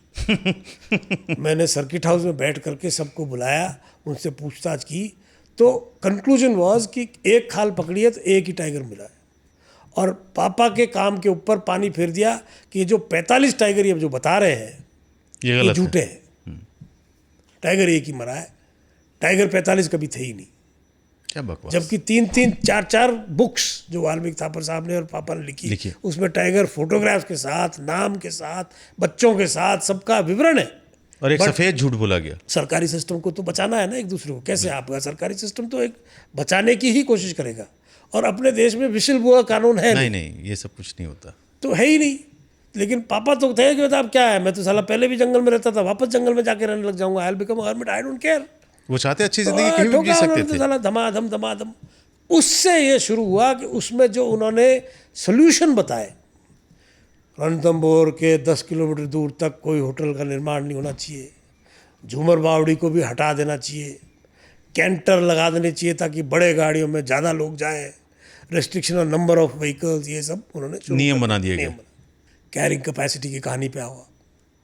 ये साइंस है, ये डिपार्टमेंट बिल्कुल, जो है साइंटिफिक डिपार्टमेंट है, बट इनकी science है कहाँ? कैसे कैरिंग कैपेसिटी का फिगर आया? ये जो 40 गाड़ी है कैसे आया? कभी सोचा है आपने? नहीं, किसी को भी पता है इसकी हिस्ट्री? ये एक IUCN की रिपोर्ट थी एम्बोसेली नेशनल पार्क की, वो वहां से यहाँ लाया गया। जहाँ उन्होंने कैलकुलेशन किया गया, उसको टीप करके, मैं नाम नहीं लेना चाहता, वो रहे नहीं ऑफिसर, उन्होंने उसको टीप करके कट पेस्ट करके और रणथंभौर पे चेप दिया। जबकि वहां के उस हालात रिपोर्ट अलग है, में यहाँ के कंक्लूजन हालात। क्या था कि इतनी रोड नेटवर्क है और 3 फ्लैगशिप स्पीशीज है, चीता, लेपर्ड और लायन। उसमें उन्होंने ये कंक्लूजन निकाला। अच्छा, वहाँ की सॉरी, हाँ, एम्बोसेली। जी। उन्होंने ये कंक्लूजन लगाया कि जीप से 5 मीटर तक चीता डिस्टर्ब होने लग जाता है, लायन डिस्टर्ब होने लग जाता है 5 मीटर से अगर नज़दीक जाओगे, 10 मीटर तक लेपर्ड और 15 मीटर तक चीता। बट उन्होंने स्टडी की होगी तब ये स्टडी, लिखा। पूरी स्टडी। फिर उन्होंने कैलकुलेशन किया कि भाई ये रोड है 100 किलोमीटर, तो 15 मीटर इधर और 15 मीटर इधर वाइल्ड लाइफ डिस्टर्ब नहीं है, तो इतने स्क्वायर किलोमीटर हो गया। फिर गाड़ी के बीच में डिस्टेंस ये होना चाहिए, इतनी गाड़ी होनी चाहिए, ऐसे करके उन्होंने कैलकुलेशन की, उसको चेप चाप करके ये काकू करके और यहाँ पे अप्लाई कर दिया क्या। और उस फॉर्मूला को किसी ने चेंज नहीं किया, कोई चेंज करना भी नहीं चाहता है। उसके ऊपर क्या सीखा, क्या नहीं सीखा, क्या रेवेन्यू लॉस हुआ, क्या रेवेन्यू गेन हुआ, क्या लोगों का परसेप्शन हुआ, तो गाड़ी की कैरेंट कैपेसिटी निकाल दी लेकिन होटल की हटा दी। तो होटल तो आ गए 250, गाड़ी वही 40। तो क्या हुआ, डिमांड एंड सप्लाई, पैसा ज़्यादा दो, करप्शन। तो ये जो कहानी है, अब इस कहानी को आप थोड़ा और गहराई में जाओ जी। कुम्मट कमेटी खत्म जी। ये सब लागू होने लग गए। फिर किसी ने PIL लगाए कैलाश सांकला साहब के बेटे के थ्रू कि कुम्मट कमेटी की सिफारिश है, सरकार लागू नहीं कर रही, तो बनी सुप्रीम कोर्ट एम्पावर्ड कमेटी। एक और कमेटी ये बड़ी इंटरेस्टिंग कहानी है, अगर कोई गहराई में जाना चाहे। मैं आपको गहराई में नहीं जाना तो ठीक है, जो चल रहा है वो सही चल रहा है, जो भी है अच्छा है, रहेगा टाइगर रहेगा, नहीं रहेगा तो नहीं रहेगा, क्या कर सकते हैं हम। बट इस कहानी को समझना बहुत जरूरी है, because very few people know it. तो अब सुप्रीम कोर्ट एम्पावर्ड कमेटी आई 94 में, अच्छी कमेटी थी, गुड पीपल, HS पवार साहब वगैरह, very good wild life related people. This report was suppose to be fixing responsibility. गलती किसकी, बैंक डूब गई तो जनरल मैनेजर को रिस्पॉन्सिबल तो ठहराओगे ना, किसकी गलती थी, ये क्यों पोचिंग हुई। अच्छा, इससे पहले फिर सेंसस हुई थी ये डिसाइड करने के लिए कितने टाइगर हैं, ये भी एक बड़ी इंटरेस्टिंग कहानी है। अच्छा, इसमें फॉरेस्ट डिपार्टमेंट ने एक सेंसस की, एक रणथंभौर फाउंडेशन को ऑथराइज किया, वाल्मीकि थापर और हम लोगों ने फिर सेंसस की, एक बेलिंडा राइट ने सेंसस की, 3 अलग अलग फिगर आए। हाँ। फॉरेस्ट डिपार्टमेंट कह रहा था 45 है, बेलिंडा का फिगर 25-26 के आसपास था, हमारा और पापा का फिगर था 14-15। 3 अलग अलग, तीन अलग अलग। रिजल्ट क्या निकला, ऐड द 3 डिवाइड बाय 3 और 25 टाइगर पे सब डन। ये साइंस है, क्योंकि कम गए तो अफसर पे गाज गिरे, ज्यादा गए तो कहाँ है बताओ। हाँ। तो तीनों को जोड़ जाऊं तो कहाँ जाऊं। हाँ। तो स्टोरी को खत्म करने के लिए बैलेंस निकाल दिया, आप भी खुश, आप भी खुश, आप भी खुश, बैलेंस सब तीनों खुश। तो जब ये कमेटी सुप्रीम कोर्ट की आई तो सुप्रीम कोर्ट ने फिक्सिंग द रिस्पॉन्सिबिलिटी, जो कि मैंडेट था, जो कि सही भी था और सही भी था, इस पे क्या टिप्पणी की सुप्रीम कोर्ट ने कि fixing responsibility would be like searching for a scapegoat. This was a system failure. Police, forest, chief minister, मंत्री, शंत्री सब फेल हो गए, इसलिए अब किसी को दोषी ठहराना उचित नहीं होगा, और फिर सुझावों का एक पिटारा खोल दिया। ये नए गाइडलाइन। इसमें मैं सुप्रीम कोर्ट को पूरी क्रेडिट दूंगा कि जो भी सुप्रीम कोर्ट एम्पावर्ड कमेटी में थे, दे वर वेरी नॉलेजेबल। अब वो ठीक है, उसमें कई वन विभाग के अधिकारी भी थे रिटायर्ड, तो अधिकारी के खिलाफ इंडिया में नहीं बोलते हैं। वो एक दो इसके बच्चे हैं, मेरे भी बच्चे हैं, बेचारा नौकरी से जाएगा यार, क्या मतलब है, अभी इतने समय के बाद क्यों बेटी की शादी करनी है यार, छोड़ो यार। तो वो अब वो सही है गलत है मैं नहीं टिप्पणी कर सकता उसमें, ना आप कर सकते, बट ये रियलिटी थी। इस तरह से अफसर तो बच गए जी, but they made a very good observation, because ये वही टाइम था 94 जब Jim Corbett National Park was seeing a flurry of activity regarding hotels where Ramganga पे बैक टू बैक होटल पे होटल बन गए थे, और वो एक कोसी पे, हाँ जो भी थी कोसी वो नदी थी, ढिकली कीजिए, तो वो कॉरिडोर था, and I have seen it at that time. वो खटाऊ साहब और खूब सारी आपके इवन क्लैरेजेस और bank to bank Akbar Ahmad Dumpy के होटल, उनके होटल्स थी। I mean I still think that corridors don't get blocked like this as long as the fences are low, as long as the lodges plant trees. हाथी तो अब Africa में एक laws है जहाँ हाथी उन्होंने घुसे 2 साइड बनाया, बीच में से हाथी चल के चले जाते जाते हैं। हैं जी। तो वो बात नहीं है, but the supreme court, honourable supreme court was seized of this matter कि रणथंभौर ऐसा नहीं हो जाए। उनको चिंता थी इस बात की, जो कमेटी थी। वहाँ से देख के उन्होंने तो वहाँ से देख के उन्होंने ये ट्रस्ट किया सिस्टम को कि हम उनको सुझाव देते हैं, एंड उस सुझाव के आधार पे they will create guidelines and formulate policy to make sure that the same doesn't happen. जो कॉर्बेट में हो गया वो रणथंभौर में हाँ, ना हो। रणथंभौर में ना हो, क्योंकि रणथंभौर में भी उस टाइम धीरे धीरे टूरिज्म का बढ़ाव हो बढ़ावा रहा हो रहा था। था। तो उनकी चिंता स्वाभाविक थी। तो उन्होंने ट्रस्ट किया इस डिपार्टमेंट को कि ये साइंटिफिक डिपार्टमेंट है, साइंस का ही स्टूडेंट IFS बनता है, तो साइंस के आधार पे they will create some tourism policy that will not harm the wild life and also encourage wilderness tourism. अब उन्होंने क्या किया, उन्होंने ये कहा कि राष्ट्रीय उद्यान की सीमा जो कि नोटिफाइड बाउंड्री है और अनडिस्प्यूटेड थी, it was notified through a parliament gazette notification, वो अनडिस्प्यूटेड थी। उससे 500 मीटर के अंदर कोई होटल नहीं आनी चाहिए, मतलब रेगुलेशन होना चाहिए, और कहानी ख़त्म होगी। वो बन गया एक कमाने का जरिया जो कि होता है हिंदुस्तान जो में। होता है।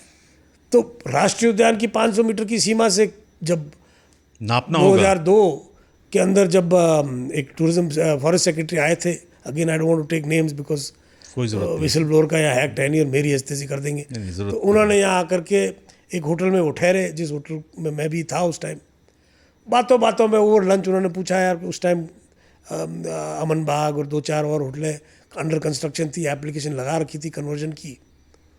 तो उन्होंने पूछा कि ये तो कैसे बना रहे हैं, तो 500 मीटर का तो यहाँ बैन है।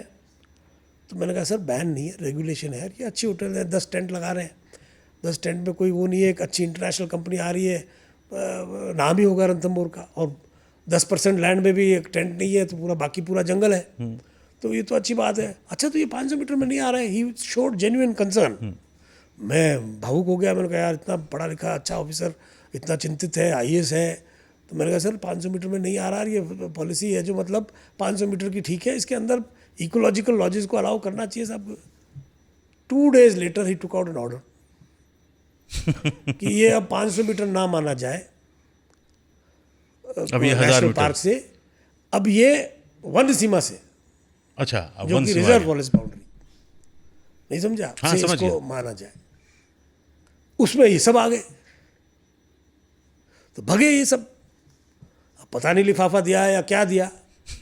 3 दिन बाद में उस ऑर्डर को मॉडिफाई कर दिया कि इसको एक बार का समझा जाए, इसको प्रेसिडेंट नहीं बनाया जाए, मैं इन 5 अलाउ करता हूँ। को अलाउ करता हूं, बाकी सब बैन है। जबकि सुप्रीम कोर्ट ने बैन शब्द नहीं यूज किया, उन्होंने बोला था, रेगुलेशन रेगुलेशन बोला था। इन्होंने उसको बैन में कन्वर्ट कर दिया, मौज हो गई।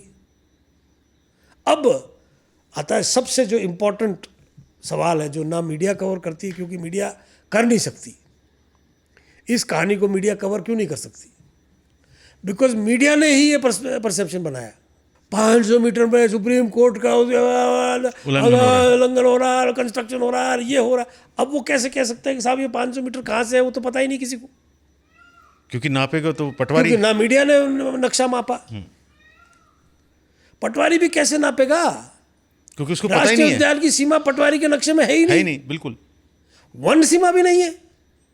You see, you have to understand one thing, the forest department here has one map which is their map, उसका तहसील से लेना देना नहीं है। कोई लेना दे, वो हमारा मैप है। और तहसील का एक मैप है which is the tehsil map.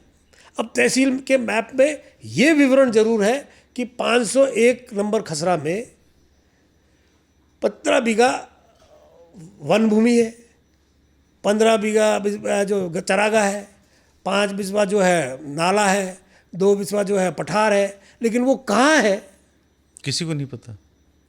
nobody knows. So now, logically speaking, you see, I can't criticize the Supreme Court or by the Forest Department or anybody, but this is the harsh reality. in any sensible democracy, in any sensible society, when you are making a decision that is a non-challengeable decision, that is taking away rights from people based on a boundary, the first thing that natural justice demands is that such a map should be made a public document. Correct. and it should be demarcated in a map that has official legal recognition, which is the Patwari map. Correct. मेरे father के time में क्या होता था, my father used to live on the gate, जो अपन जोगीमहल में जाते हैं, बड़ा गेट है ना, वो पापा का ही बनाया हुआ है, not an old gate. He used to live there because he wanted to control who goes in and goes out whatever. तो कई बार वो गेट पे नीचे जब खड़े होते थे तो गाड़ियाँ बाहर निकल गई. कभी भी आप कंफर्म कर सकते हैं यहाँ जो पुराने ड्राइवर्स और गाइड्स हैं. हिज लॉजिक वॉज कि आदमी यहाँ टाइगर देखने आ रहा है. My job is to facilitate that.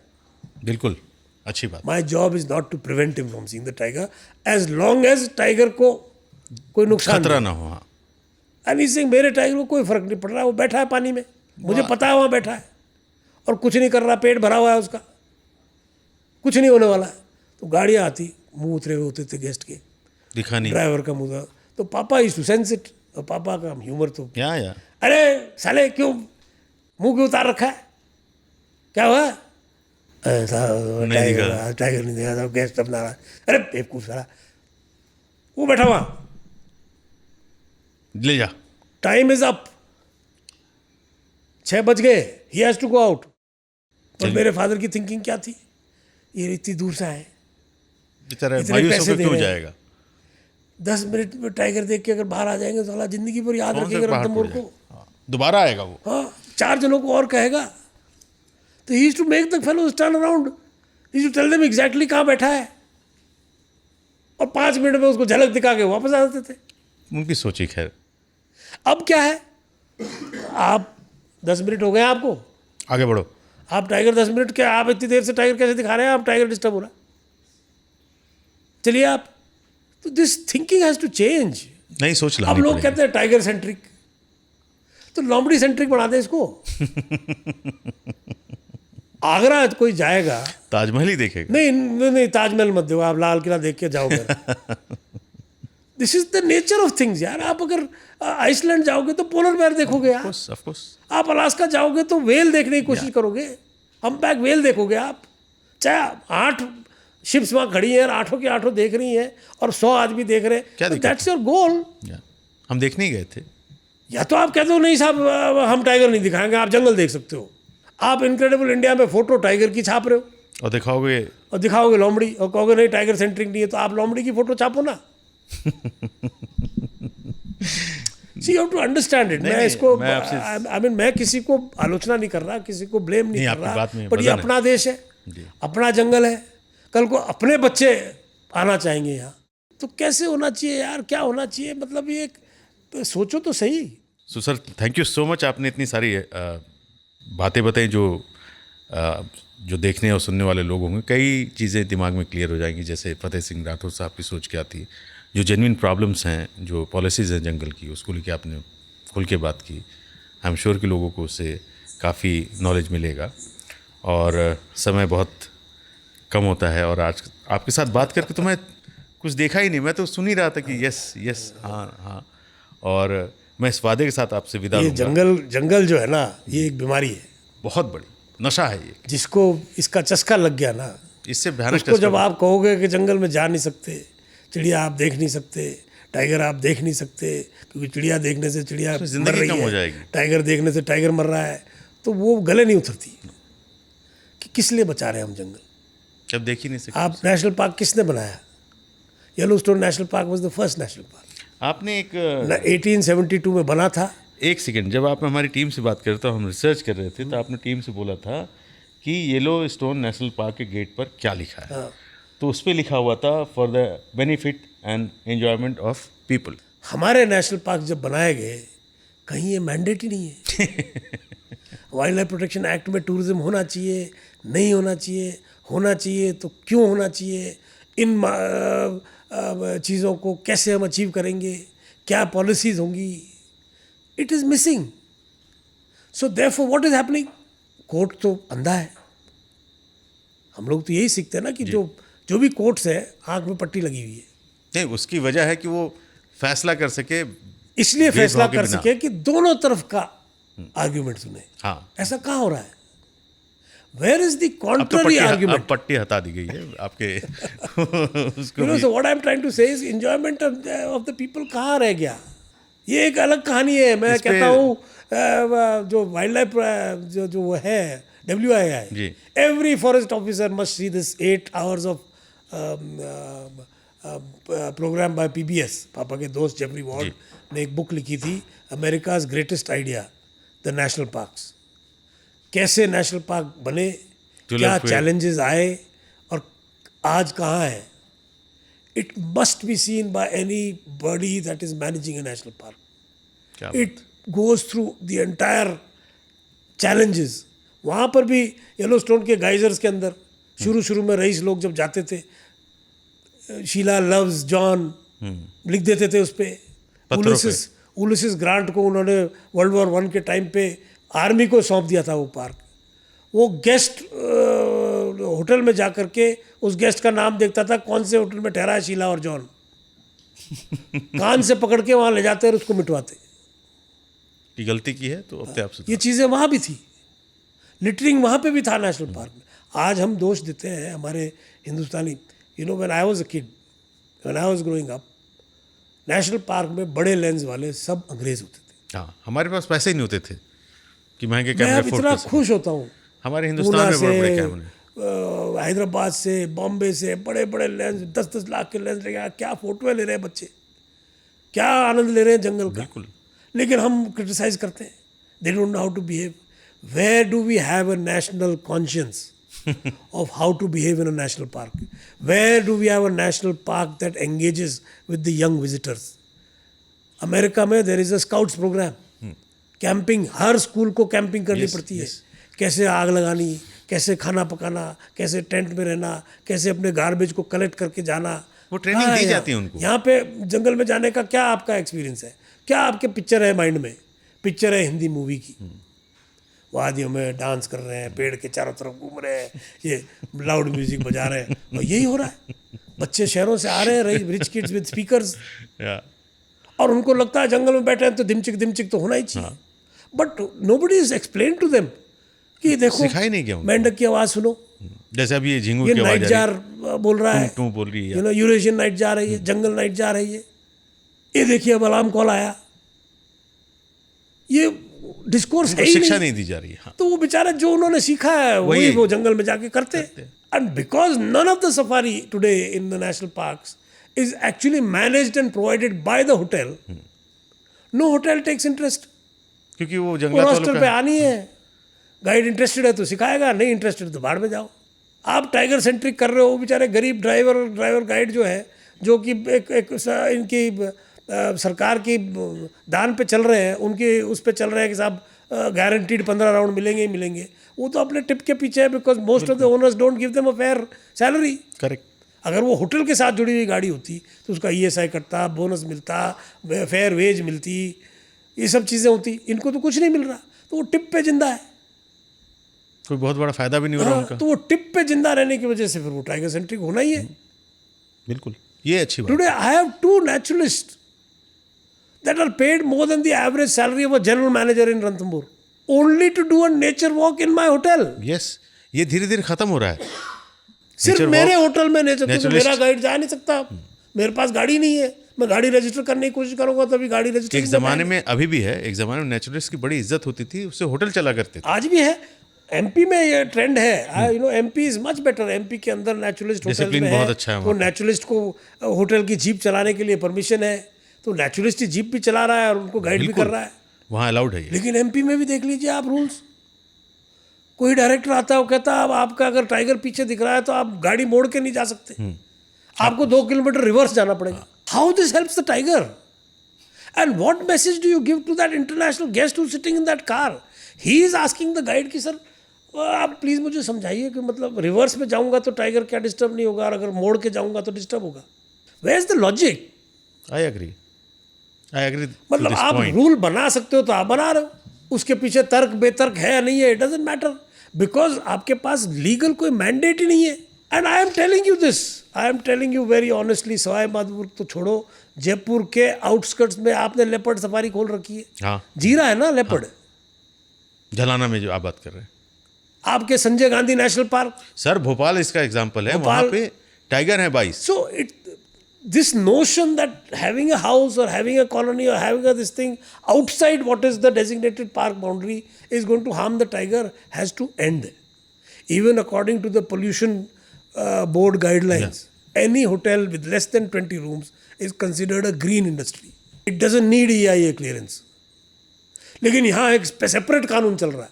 अरे आप कंडीशंस लगाओ कि 50% सोलर पे रहोगे, आप वाटर हार्वेस्टिंग करोगे, आप इससे ज़्यादा कमरे की होटल नहीं बनाओगे, and take a stamp paper from the fellow, get a map correct according to the plinth area, get it signed on a stamp, construction का एक एंड देन यू जस्ट आज तो सैटेलाइट से देख लो यार आप उसकी होटल, पता चल जाएगा.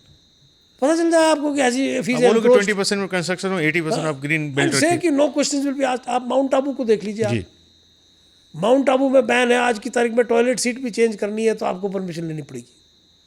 What has happened? Has construction stopped? No. It's just become illegal.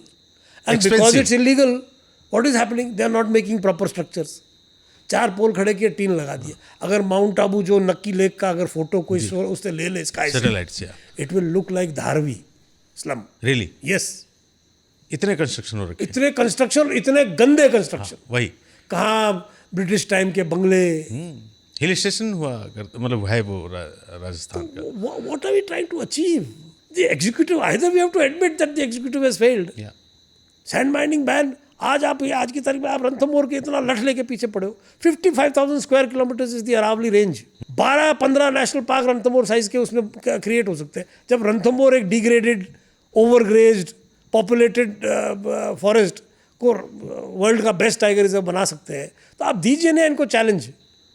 बन जाएगा वो भी कि उन एरियाज के भी आप जो गांव हटा करके नए नेशनल पार्क बनाए. वो चैलेंज तो दे नहीं रहे हो आप. जो है उसकी अस्तित्व करने में लगे हो. खैर सर, ये बहुत लंबी बातचीत रही. 55,000 square kilometre is not this thing. Mount Abu 28 square kilometre का म्युनिसिपल एरिया है टोटल, छोटा सा है, और 288 स्क्वायर किलोमीटर की सेंचुरी है. तो मतलब 10% म्युनिसिपल एरिया है. आप पर्सपेक्टिव देखो किसी चीज का. बिल्कुल 10% है जो मतलब एरिया है. 10% में पूरे में कंस्ट्रक्शन थोड़ी है.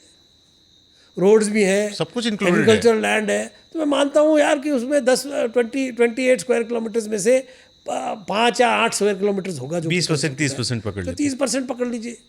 तो 30% कंस्ट्रक्शन अगर आज की तारीख में है, उस 30% में से भी 50% कंस्ट्रक्शन होगा गवर्नमेंट. बिकॉज वहाँ पुलिस अकेडमी है, CRPF है, आर्मी है, एयरफोर्स है. एक्चुअल प्राइवेट कंस्ट्रक्शन तो कितने से है. उसके बाद में इतना हुआ बन गया. सीमेंट का कट्टा नहीं ले जा सकते, 2 टाइल नहीं ले जा सकते, कुछ नहीं ले जा सकते आप. और ले जा सब कुछ सकते हैं, लेकिन पैसा ज़्यादा देना पड़ेगा आपको illegal. What I am trying to say is, इससे बेटर होता कि you can create some kind of a construction model.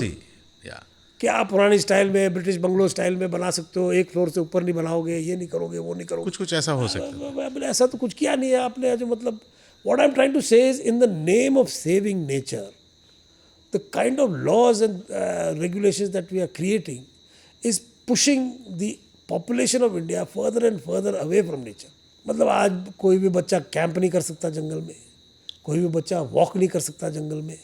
जानेगा कैसे वो जंगल? तो मतलब जंगल को समझेंगे कैसे यार. आज हमने तो देखा है भाई, हमने टाइगर पैर से चलते हुए देखे, हमने टाइगर बेड पे देखे, हमने जो जोगी महल में पेड़ के नीचे जब सोते थे तो सुबह पगमार मिलते थे 15 फीट दूर. मेरे फादर लालटेन लेकर के मुझे कई बार भेज देते थे कि बेट को बांध के आओ. वो जो फियर, वो जो जंगल का एक ऑब्जर्वेशन. बिल्कुल. When you are afraid, all your senses are open. सूंघ भी रहे हो आप, देख भी रहे हो आप, सुन भी रहे हो आप, बाल खड़े. क्या एक्सपीरियंस रहा होगा सर ये? अब आप डिनाई कर रहे हो ये सब फ्यूचर जनरेशन को बिना किसी लॉजिक के. बस मैंने कह दिया, अब नहीं होगा कल से. कोई ठीक है, हमारी तो लाइफ पूरी हो गई, हमारे तो एक्सपीरियंसेस हैं. बाकियों का फॉर्चुनेटली मेरे पिताजी घर भी ऐसी जगह छोड़ के गए कि जंगल से जुड़ा हुआ हो, तो मेरे बच्चे भी छोटा मोटा जीवन लेने का आनंद ले लेते हैं. मेरी जो होटल है वो अपने आप में एक जंगल बन गई है. हाँ, पूरा बैरन खेत था. बिल्कुल. जिसको मैंने 25-35 साल से धीरे धीरे मैंने 5% से ज़्यादा मैं कंस्ट्रक्शन नहीं किया. मैं बना सकता था 150 कमरे की होटल, लेकिन मैं कमरा नहीं बेच रहा, मैं एक्सपीरियंस बेच रहा हूँ. क्या बात है सर, क्या बात. मैं नेचर बेच रहा हूँ. मेरे यहाँ का नेचर वॉक मेरी खुद की प्रॉपर्टी के अंदर यहाँ कोई होटल नहीं टच कर सकती. टाइगर देखे, मछली मेरे होटल में मरी. आपके यहाँ पे वहीं पे आखिर है तो उन्होंने. आखिरी 15 दिन वहीं रही, वहीं रही। सुकून मिला उसको वहाँ, क्योंकि जंगल था, पानी था। अच्छा, उसे लगा तभी तो वहाँ पे थी ना। तो this is what you should encourage, don't make me the villain. नहीं, you are not a villain. No, but I am, because मैं वो 500 मीटर का वो है। Those are the policies and But what I'm saying is guidelines. somebody somewhere has to start a discussion, a discourse. I'm sure कि if you are convinced, then ठीक है, आप अपना एक आर्गुमेंट रखो तो सही ना, कि कैसे agriculture is more environment friendly, more wild life friendly than let's say a 5 tent eco lodge. How? मेरे जंगल में नीलगाय आती है, सांबर आती है, हम तो बड़े खुश होते हैं, और आओ। अगर मैं खेती कर रहा होता तो भगाता। हाँ, तो ये ज़्यादा अच्छा ये है कि इको लॉज बनाइए आप। गेस्ट भी इंजॉय कर रहे हैं, जंगल नहीं भी गए तो भी सांबर दिख गया। और सांभर को दिक्कत नहीं है, 2 जगह उसको मिल रहा है खाने खूब जगह मिल रहा है खाने को। एनीवे सर, हमारा show So this is an important message of course which has to go not as a criticism. मैं I want to really clarify. I'm not trying to say that I am smarter than the department or I am smarter than the Honorable Supreme Court. I'm just But trying you to, have as a person that has seen so much of wildlife, and I've seen a national park that was nothing but a degraded, overgrazed forest become one of the best, and who has experienced living in the jungle. नहीं, of course आपने बनते हुए देखा है। और आज जंगल जो में रहे हालात हम तो जोगी महल में पड़े रहते थे। आज हालात देख के ही आप बोल रहे हैं। और लाहपुर में, लकड़दा में, सारे जो पापा के गेस्ट हाउसेस थे उनमें सब में रहे हम तो। गाड़ी होती नहीं है, कॉल आ रहा है चीतल चीतल की। खैर ये अच्छा साइन है सर, चीतल भी तो बोल ये रहा है कि एक एक्सपीरियंस है, जो मतलब जो अब मेरे फादर की जिस दिन डेथ हुई थी, उनकी डेथ बॉडी जब पड़ी थी यहाँ पे शाम को सुबह टाइगर बोल रहा था। क्या बात है, वो कनेक्शन था एक, वो था ऑफ कोर्स। तो वो कनेक्शन बनाना है हमको जनता को जंगल से उस हिसाब से जोड़ना है कि कैसे वो भाव आए। मैंने देखा है मेरे फादर के टाइम पे millionaire children coming for the tiger census in the peak of summer and sitting on a tree whole day doing the water hole count. Millionaire kids, करोड़पति, अरे करोड़पति जो कभी एसी से बाहर नहीं निकले होंगे, लेकिन उन्हें इंटरेस्ट, उनको जंगल को समझना था, देखना था। नहीं, पापा कान पकड़ के उनको ले जाते थे। टाइगर टाइगर करते हो क्या? टाइगर करते हो, पेड़ पे बैठो तो इसे ऐसे ऐसे टाइगर वाइगर वो फोटो लेने के लिए नहीं है भैया, थोड़ा पसीना भी दो टाइगर। क्या बात है, क्या बात है। Thank you. अब क्या, अब आप जोड़ना ही नहीं चाहते। Anyway, thank you so much sir.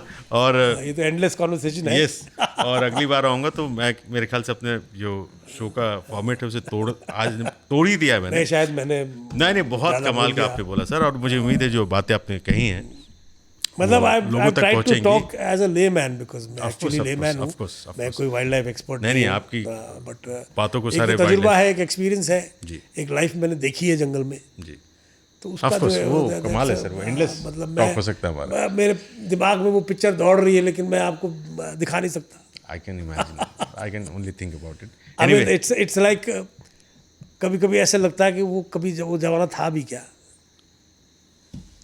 Sometimes I feel कि वो कोई ड्रीम है, था ही नहीं, ऐसा है ही नहीं।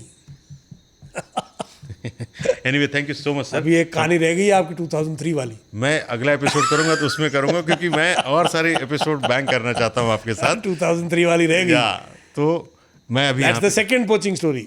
Yes, Again exposed by my father. Sir thank you so much हमसे बात करने के लिए, और कमाल का ये एक्सपीरियंस आपने शेयर किया, और मुझे उम्मीद है कि जो आपने बातें रखी हैं वो सब तक पहुंचेंगी, और जो अच्छा काम आप कर रहे हैं वो करते रहें। और मेरे पास शब्द नहीं है आपको थैंक यू कहने के लिए कि इतने एक्सपीरियंस को आपने शेयर किया। ये तो एक गुड फॉर्चून है ये जो मैंने जो लाइफ जी है sir, you are, it's a gift. आप लकी नहीं है, सुपर लकी हैं सर। मैं कहूँगा it's a gift to have had the father I had and to have the life I have. I can not, but आप में पूरा राठौर साहब का जो एक पर्सनालिटी था वो पूरा दिखता है। इसी जोश के साथ वो जीते थे जैसे आप जी रहे हैं। और उनका तो खैर मुकाबला करना इज वेरी डिफिकल्ट, बट उनकी एक लेगेसी को आप लेके जिंदा चल रहे रहे, हैं। चलती रहे, उनका ये रणथंभौर जंगल बचा बचा रहे, रहे। उनके ये टाइगर यहाँ खुश रहे, खुश आबाद रहे। रहे। हमारा तो एक वही एक सपना है, बाकी तो बिल्कुल, क्या और वो सपना बिल्कुल सर कभी नहीं, लड़ते रहेंगे हम तो आखिरी तक। बिल्कुल, जो करना है कर लो, मारना है मार दो, गोली ठोकनी है ठोक दो। अरे नहीं, ऐसा कुछ भी होगा वो नहीं है, but that is life. Sometimes नहीं, ऐसा कुछ नहीं होगा। कई लोग जो है जीवन में मकसद ढूंढते ढूंढते खत्म हो जाते हैं। यहाँ तो मकसद है, हमको देख के चले गए पिताजी, मकसद देखे गए। ढूंढना ही नहीं पड़ा हमको, thank you so much, automatically gift में मिल गया।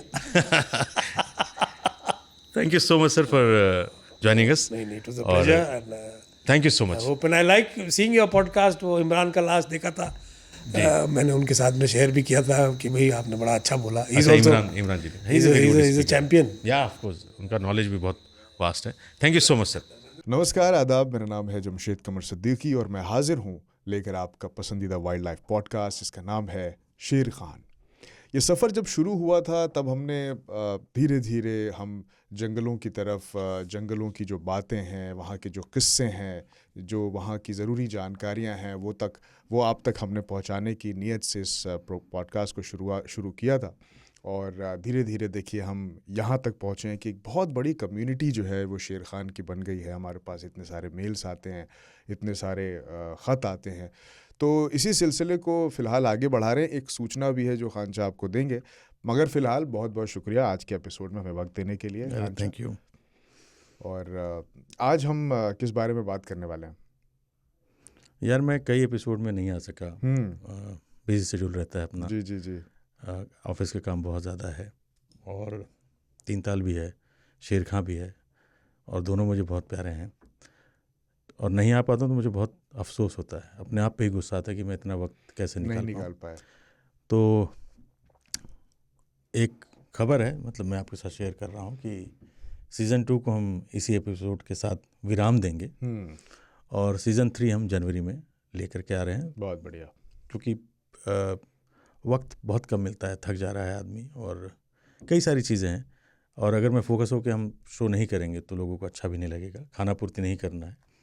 और इन बिटवीन जो 2 महीने का टाइम होगा हम कोशिश करेंगे कि और रिसर्च और चीज़ों को समझ के कहानियों को अच्छी तरीके से आपके सामने पेश किया जाए। तो ये है कि ये सीज़न 2 का आखिरी एपिसोड है। सीज़न 3 हम जनवरी में स्टार्ट करेंगे। तब तक वेट कीजिएगा। शेर खां को भूलने के नहीं, पुराने एपिसोड ही दिख उड़ा यार, मज़ा आता है। मैं भी कई फिल्में 5 बार देखता हूँ, 10 बार देखता हूँ जो अच्छी। तो आपने ट्विटर पे भी एक पुरानी फिल्म का डाला था मैंने यार, तो उसको यही करना है कि शेर खां। बाकी मैं इंस्टाग्राम पे अपने एक्टिव रहूँगा वाइल्ड लाइफ की खबरों को लेकर के, कुछ उस पर आपको मिलता रहेगा माल, जिसको आप कहते हैं माल मसौदा। और जनवरी में फिर अपन आपके पास नए उससे लेके आएंगे। तो ये इस एपिसोड का आखिरी एपिसोड के कमेंट्स और खत आप पढ़ सकते हैं। मुझे अच्छा नहीं लग रहा है, ठीक है, कोई नहीं, हम एक बढ़िया शुरुआत के लिए इसको रोक रहे हैं, बंद नहीं कर रहे हैं, एक पॉज ले रहे हैं, एक विराम दे रहे हैं, ताकि और बेहतर तैयारी के साथ आपके सामने आ सके, बढ़िया और कहानियों के साथ आपके बीच मौजूद हो सके। और मुझे लगता है कि जनवरी वाले एपिसोड्स में और ज़्यादा मज़ा आएगा, बहुत सारे सरप्राइज एलिमेंट होंगे। बिल्कुल। तो फ़िलहाल जो इस आखिरी सीज़न के जो आखिरी एपिसोड हैं उसके कुछ ख़त पढ़ लेते हैं। सौरदीप भट्टाचार्य साहब ने ख़त लिखा, कहा कि सलाम खान और जमशेद सर, मैं सौरदीप भट्टाचार्य उर्फ बंगाली भाऊ हूँ। इस बीच पत्र ना भेज पाने के लिए क्षमा करें। दूसरी पारी बहुत पसंद आ रही है। मैंने ये जानकारी दूसरे लोगों के साथ साझा करने की कोशिश की और उन्हें ये पसंद आई।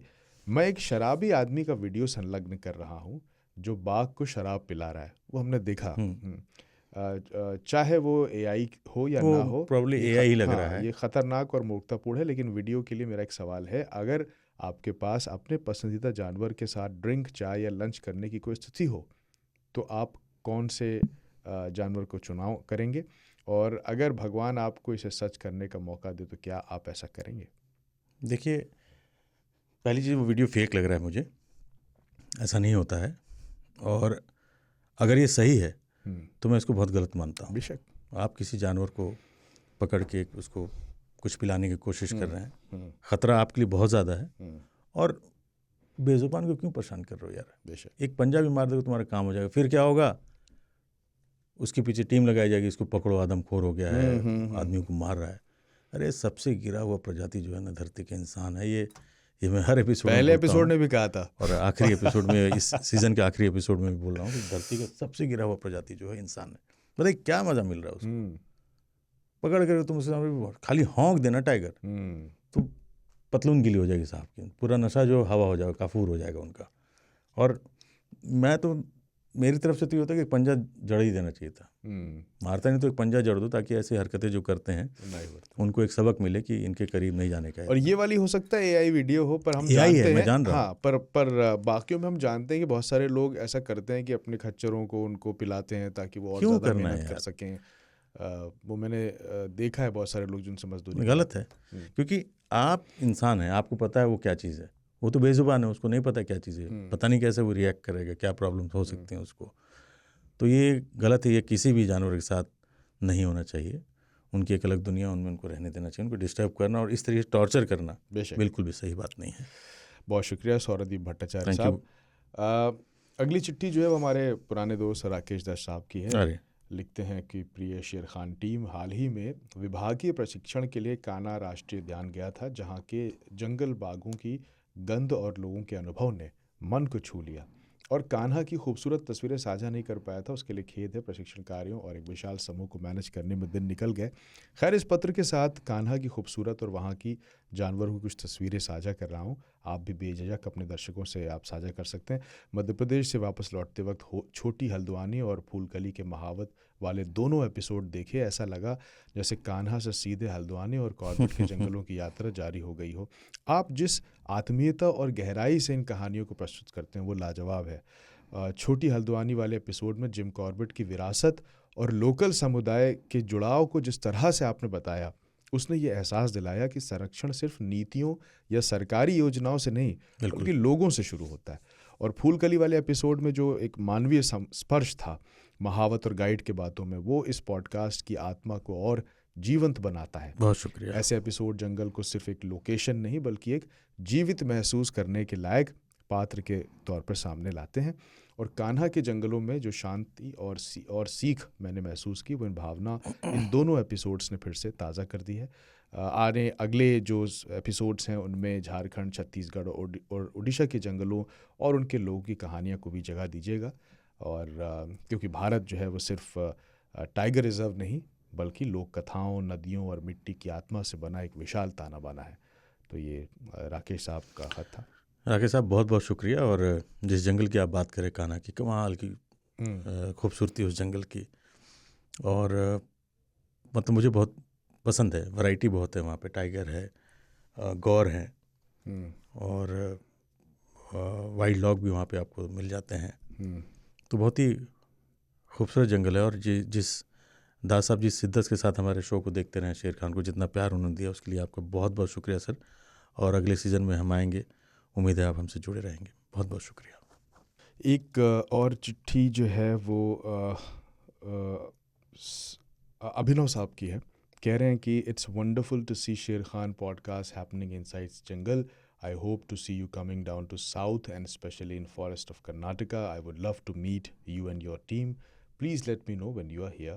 अभिनव है बैंगलोर से। थैंक यू अभिनव, मैं ज़रूर उधर आऊँगा तो आपसे टच में रहूँगा। बहुत बहुत शुक्रिया हमारे शो को देखने के लिए। एक चिट्ठी हमारे रोहन साहब ने भेजी, जो कहते हैं अक्सर भेजते, रेडकर साहब करेक्ट। कहते हैं कि नमस्ते खानचा, हाथियों पर जो आपका पॉडकास्ट था वो बहुत ही शानदार था। जैसा कि आप जानते हैं कि मैं मुंबई के तेंदुओं की झलक पाने के लिए आर्य कॉलोनी गया था। हालांकि मुझे तेंदुआ नहीं दिखा, लेकिन मैंने उल्लू और हिरण देखे और मुझे नहीं लगा था कि वो मेरे घर के इतने पास मुंबई में इतनी ऊंची इमारतों के बीच रहते हैं। और ये देखना बहुत दिलचस्प है कि ये जीव इतने शहरी माहौल में कैसे ज़िंदा रहते हैं। मुझे इस सफारी के दौरान केरल में अपने नाइट ड्राइव का एक अनुभव याद आया। वालपाराई में हम रात में तेंदुए या दूसरे जानवरों को देखने की कोशिश कर रहे थे। हमें कुछ नहीं दिखा और हम वहाँ से होकर होटल वापस जा रहे थे कि तभी अचानक हमने एक मस्त हाथी को मुख्य सड़क पर चलते देखा। उसकी पीठ हमारी तरफ थी और हम उस तरफ वाकई बहुत डर गए थे। एक तरफ हाथी था, दूसरी तरफ घाट की गहरी खाई थी, लेकिन किस्मत अच्छी थी कि कुछ देर बाद हाथी जो थे वो शांति से अपनी तरफ चले गए। वो बहुत ही रोमांचक अनुभव था। बहुत बहुत शुक्रिया। बिल्कुल यार, वो आप देखिए कि कंक्रीट के जंगल में भी, जो कि जंगल हुआ करता था जी, अब वो कंक्रीट का जंगल हो गया, लेकिन छोटे से जंगल के पैच में भी आपको हिरन और उल्लू दिख रहे हैं। करेक्ट। कितना सीखना इनसे चाहिए हमें कि सर्वाइव कैसे करते हैं। राइट। अपन को तो पूरा हक है, जंगल काटो घर बनाओ, बट बेचारे उनका घर किधर बनेगा। और जो हाथी की आपकी साइटिंग में बहुत, आई कैन इमेजिन कितना मज़ा आता है। और रोमांचक था आपका ये ट्रिप। और ऐसे में मेरा अपना कहना है कि आप जितनी दूरी बना के रखें, क्योंकि हाथी जी अगर पलट गया तो दिक्कत हो सकती है। तो सर थोड़ा ये ध्यान रखिएगा, और बहुत बहुत शुक्रिया इस कहानी को शेयर करने के लिए। और शेर खान देखते रहिएगा, पुराने एपिसोड से, ये 2 महीने की बात है, अपन लौट के आ जाएंगे। Thank you so much. एक चिट्ठी और शामिल कर लेते हैं विवेक मिश्रा साहब की, जो कह रहे हैं कि डियर खान सर, मैंने लगभग 1 मंथ से आपके शो को देखना शुरू किया है और इन 2 महीनों में मैंने इस नेचर और जंगल और आपके शो से इतना जुड़ाव महसूस किया है कि मैं आपके पूरा सारे एपिसोड्स सिर्फ 1 महीने में ही मैंने देख लिया। क्या बात है। और मैंने इस सच्चे दिल से बता रहा हूँ आपको कि आपके शो में मेरे अंदर जंगल और नेचर को फील और उसे महसूस करने में बहुत सारे मैंने बदलाव किए हैं। क्या बात है।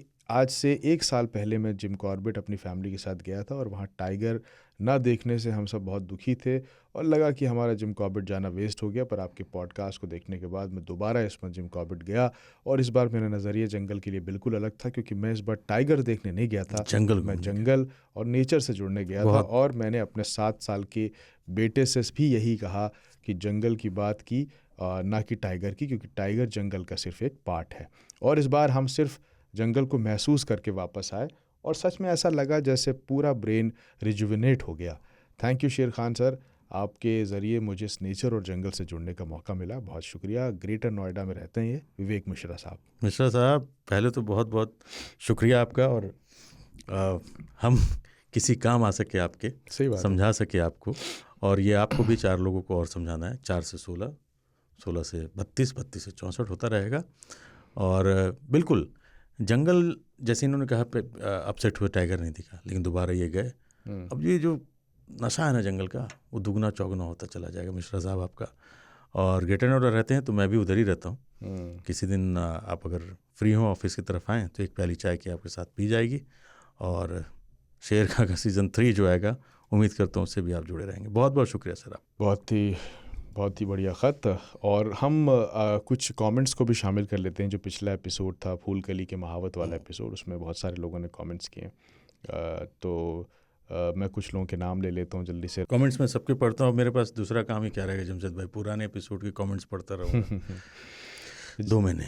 रविंद्र कुमार साहब कह रहे हैं जंगल जिंदाबाद, छोटू भाई और निसार मियाँ सलाम बोथ ऑफ यू। निसार जी को जंगल और अपने काम की काफ़ी नॉलेज है, बहुत बढ़िया। दीपक सिंह कह रहे हैं ये बात। आई एम विराज भिमानी कहते हैं मज़ा आ गया, very natural conversation full of experience, gives flavours to your podcast. Thank you. Travel and stories कहते हैं ग्रेट जॉब, सैल्यूट है महावत जी को और छोटू भाई को, इंसाइक्लोपीडिया हैं ये जंगल के। बिल्कुल बिल्कुल बिल्कुल। अंबर आनंद कह रहे हैं मज़ा आ गया खांचा, it was awesome experience watching these real heroes on the show. Thank you so much. Yash साहब इटली से हैं, कह रहे हैं कि शानदार वीडियो। थैंक यू यश भाई, देखते रहिएगा। इटली में बैठे हो, अपने पुराने एपिसोड देखो, बस 2 महीने निकल जाने, 8 एपिसोड की बात है। रिपीट मार लेना आप लोग प्लीज़। गुरप्रीत सिंह कह रहे हैं आदाब खांचा और जमशेद भाई, मी पंजाब पठानकोट से हूँ एंड मैं एक एनिमल लवर हूँ और सभी जानवरों का ज़ख्म का इलाज करता हूँ। अरे वाह। और उन्हें फीड भी करता हूँ। और खांचा जब किस्से सुनाते हैं तो मैं जंगल घूम लेता हूँ आपके किस्सों से। Love you. और सर और जमशेद भाई, फ्री टाइम शेर खान को ही सुनता रहता हूँ और आप सभी दोस्तों को भी शेयर किया है कि देखते हैं और सब। बहुत शुक्रिया, हम सबके फ़ैन हैं। एनिमल से प्यार और बढ़ गया, जंगल जिंदाबाद। थैंक यू, बहुत बहुत शुक्रिया यार। पहले तो मुझे खुशी हुई कि आप बेज़ुबानों की मदद करते हैं, सेवा करते हैं, अच्छी बात यह है। और हमारी भी कोशिश यही रहती है कि हम अपने तरीके से भी जंगल को बचा सकें, लोगों को बता सकें, सिखा सकें, इतना ही हमारा कर्तव्य है। Thank you so much sir. Gaurav Joshi साहब के कमेंट को जरूर पढ़ना चाहूँगा, हमारे बड़े पुराने लिसनर हैं। बिल्कुल। कॉर्बेट से डायरेक्ट एपिसोड, वाह छा गए गुरु आप। जंगल जिंदाबाद। छोटू भाई और निसार भाई की कहानियाँ ख़त्म ही ना हो ऐसी उम्मीद कर रहे थे। 30 मिनट के एपिसोड कब एंड हो गया ये पता ही नहीं चला। अरे sir thank you so much. अब मैं क्या बोलूँ यार गौरव भाई,